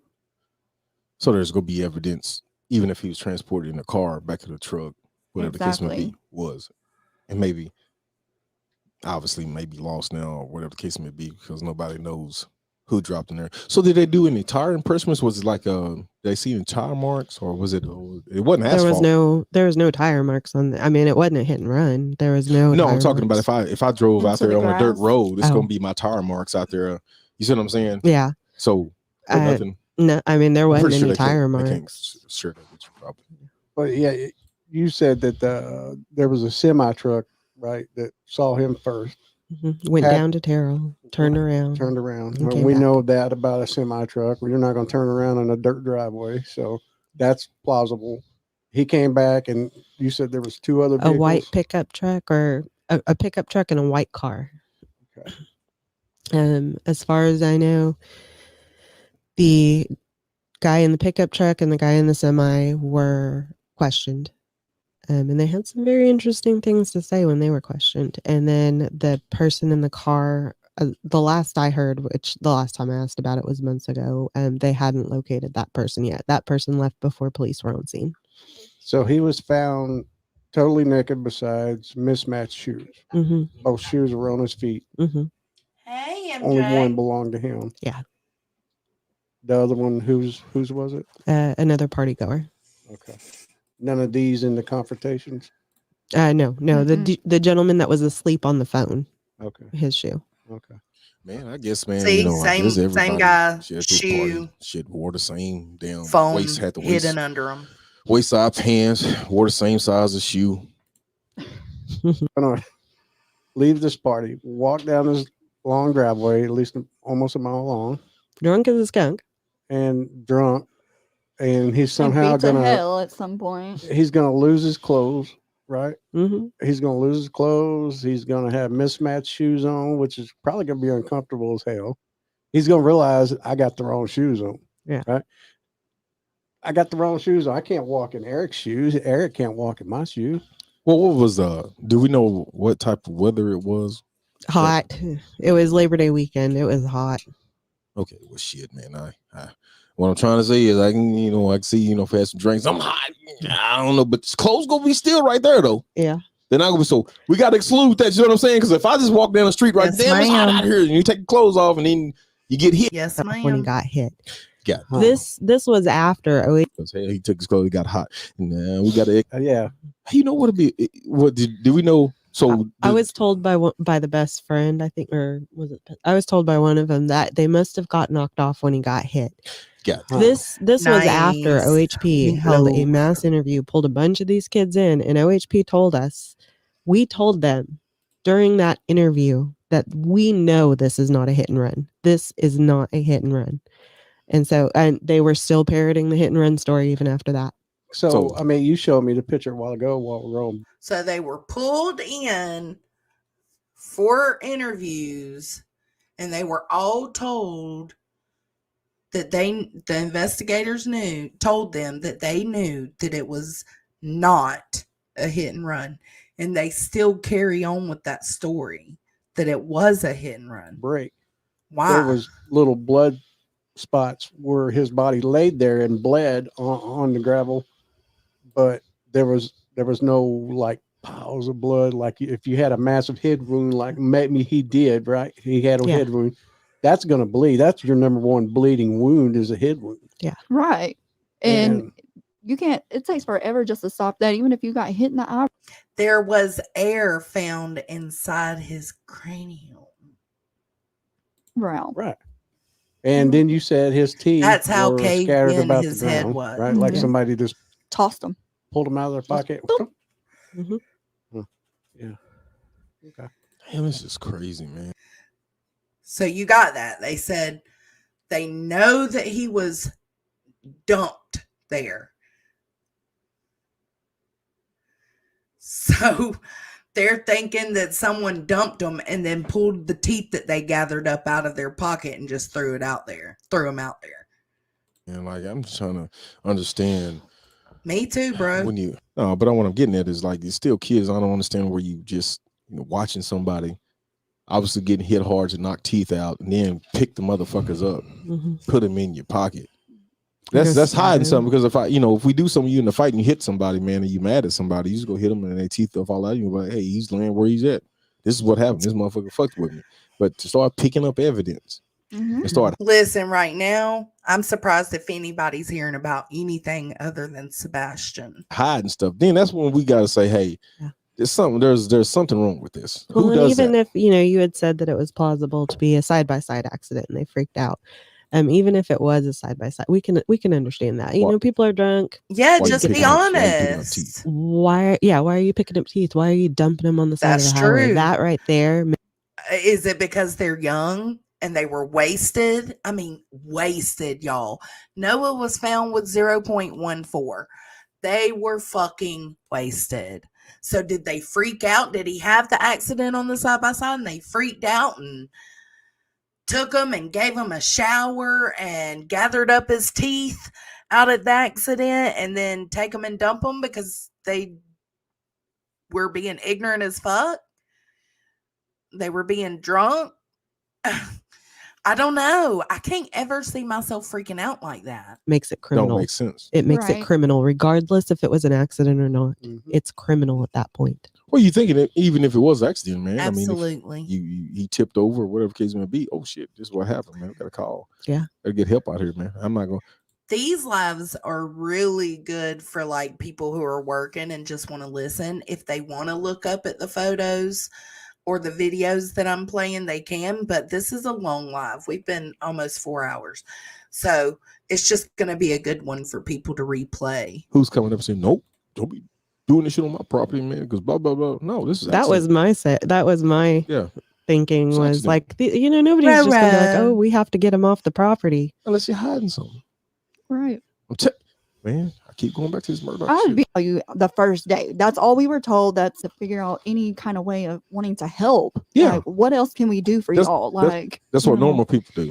And even whenever he initially passed, we took the hit and run as face value the first day. That's all we were told. That's, whatever. And nobody, no kids or any parents. Let me clarify again. That is not me breathing. That is the people on this podcast. Of these kids even came to the house that day to give their condolences. Nothing. Not a thing. Let's see. That's weird too.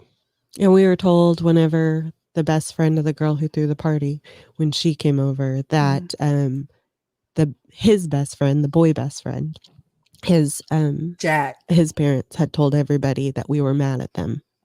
Day of that we were mad at them and that they shouldn't come anywhere near us. Because the rumors had already started. And we didn't even know any We were rumors. cocooned in the know house, anything. in our grief, trying to figure out what the hell happened at that point. We hadn't heard anything. Not a thing. Was any of these so-called friends and partygoers? Were they? I don't. Yeah. Okay. Yeah. You hear him? The best friend, we made him a pallbearer. His parents were there. The girl best friend was there. Mhm. Was the party All of hostess there? Yeah. Yeah. I didn't. both I were was there. so. They were I was- sitting in the No, stand. I mean you're not. No, that's no problem. You're not supposed to sit there and try to Yeah. and just dealing with and just stop what's going on in our hearts. And so going on my head was like, oh man, this is the last time. That's why I asked you earlier. Talk It never would have happened. so much. But that's y'all thinking about that the last text or the last man that, and he we thinking about says man holidays anything. coming up, whatever the case may be. You're not thinking about who's. But This was Labor Day of last year, so September 4th, 2023. at the same time, man. I was thinking, man, we should have forced them to come And with us. the main thing you need to know, MJ, is that they released the autopsy finally 7 months in. We're right at 9 months in right now. So they released the autopsy at 7 months in. They do not think it was a hit and run, but they also don't think he was beat. They know he was dumped there. And the FBI came in this month. prior. Yeah. Like, it never would have happened. But that's that hypothetical, you Yeah, can't look I back- mean, I can't. I don't blame myself in any way, don't but blame it's just a yourself on that. wish. I wish that we would have just said, you know what? Yeah, bring them. Come on. or go get him. Or, Yeah. no, you coming with us, yeah. Yeah. But then again, you probably, and even though we saying this, don't be. I know you probably done beat yourself up, like, because I know I would. Like, damn, if I just would have. But shut up. Compartmentalize that kind of stuff, and I don't. I don't blame it. Right. That's a Something- personal story. I'm not Right. going to play that. They needed was that one opportunity fighting and getting out. Kids, so what I was gonna get at earlier was this. Well, the people will get me. And you watching the Murdoch shit. Bro, I didn't know he's that y'all still was gonna talking about Murdoch. be on the podcast and be running the deep down inside. Take all the clothes. Exactly. Take all- That's what I If you're not said. getting this in you, The friends, MJ, the clothes he was wearing when he wrecked the side by side, they took those clothes off of him and gave him a shower. They said he walked away from the side by side crash with not a mark. The clothes that they took him out of when they gave him the shower, after they found out he was dead, they distributed those clothes amongst the friends as mementos. man, you got so. And when they took him out of the shower, they had put his best friend's shorts on him. So that's why his clothes were still at the house. I wasn't thinking like that back then. No, if you in a car accident, you're not thinking about where's the evidence. Right. Let's see. Unless that shit's been put in your ear, and then they're told, what did old Murdoch say? Don't say shit. Don't talk to no Keep cops. y'all down. Investigators, OHA. I'm not even gonna call them highway patrolmen because they dropped the ball. Yeah, right. Why didn't they? Actually, they're doing a lot that I can't discuss. There's a lot of right. good things that are going on behind the scenes that I That's cannot good. discuss. That's good. And they're gonna also do a lot that they won't tell anybody. Right. Yeah. Right. So, and that's usually the case and everything. Just so And the they've got that FBI's extra in card. now, If so somebody that's pops good. something, they're like, "How did you know that?" Mhm. Yeah.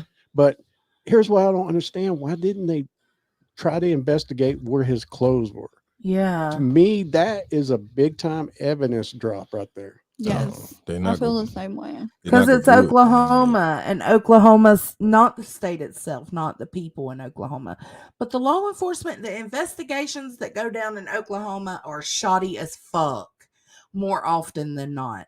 I was so nervous. Jillian Kelly and Veronica Butler, the two Kansas moms that were unalived and buried on some property in like a 15-foot hole. I was so convinced that they weren't going to solve that. I was so nervous. They involved in it. Because that clothes right there, I guarantee you, whatever happened to him is going to have blood. Yeah, the clothes are with the friends. I don't know if they've went and got warrants to get the clothes. I'm hoping the FBI would do something like that. Everything else on those They clothes, didn't even that's why they search disappeared. the That's why property that he left from a mile down the road. Supposedly he left the house at 3:30 in the morning and said he was going for a walk, and he was found a mile down the road in a fetal position, naked, 2 different shoes on. I mean, he was found naked. Yeah.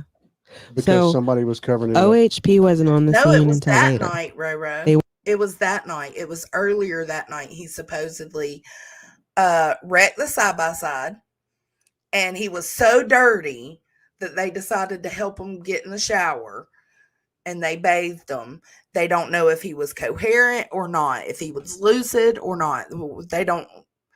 They didn't even mention giving him a bath until months and months down the road.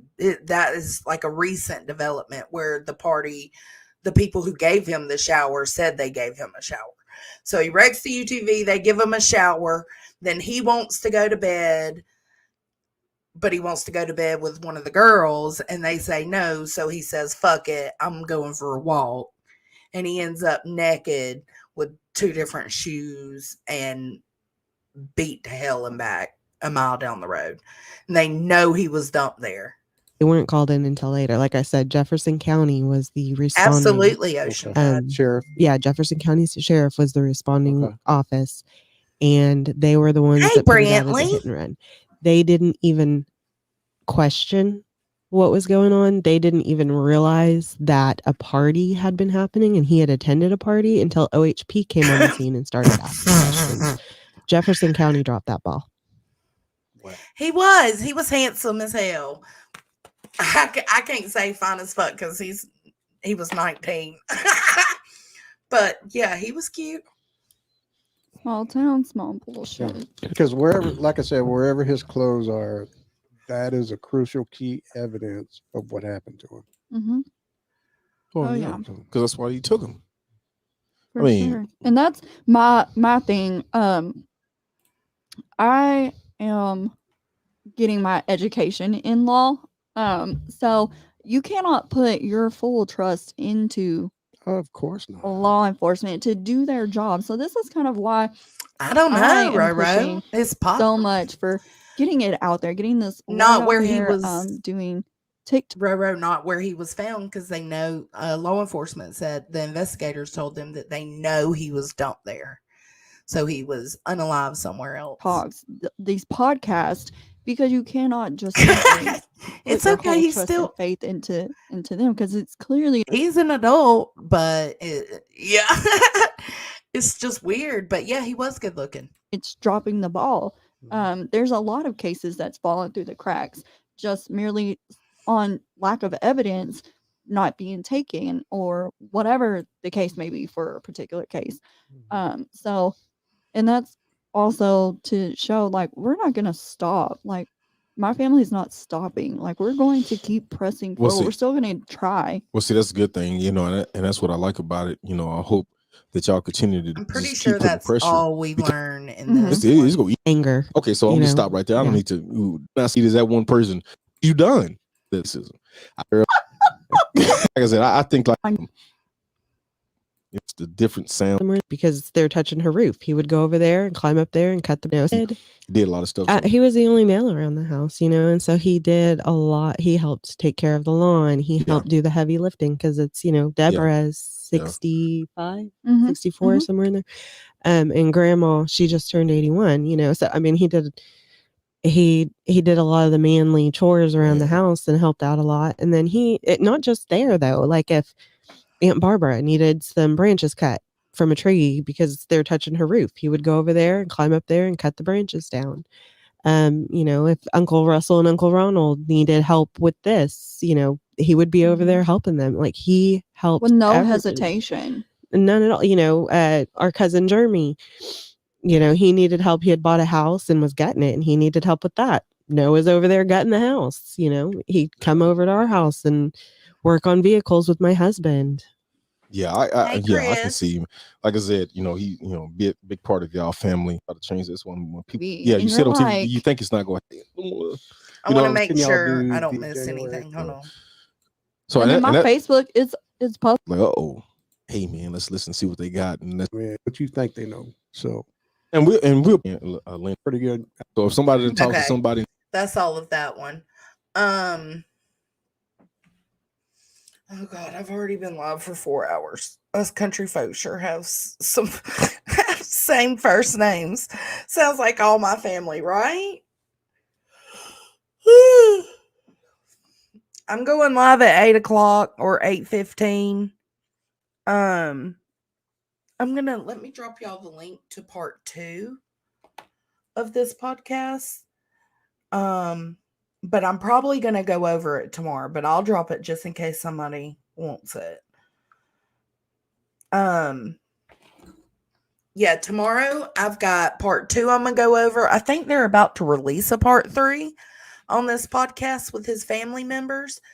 And outside of that, outside of just rumors and the drama on Facebook, I have shown in this one live everything there is to show.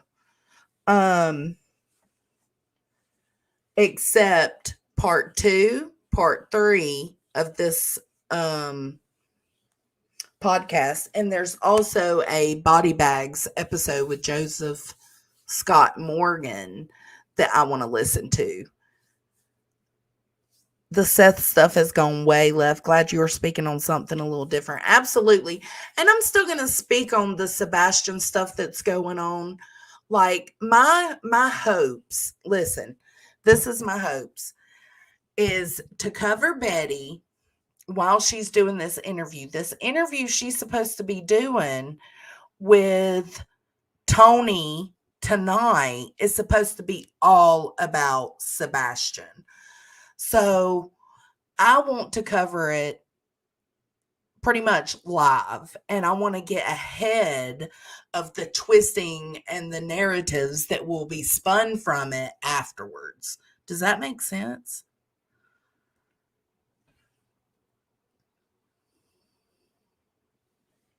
Here's the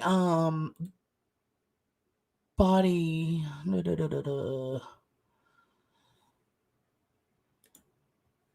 Here is Joseph Scott Morgan's link.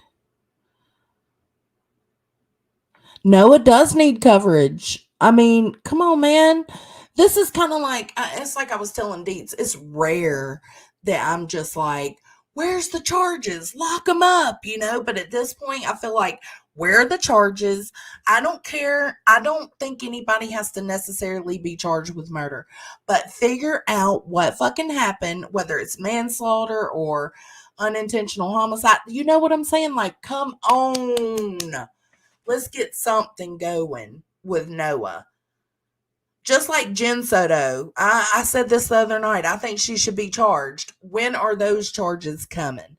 So what I'll do, though, is I will go live tomorrow and cover the second part of this podcast and the body bags episode because I love Joseph Scott Morgan.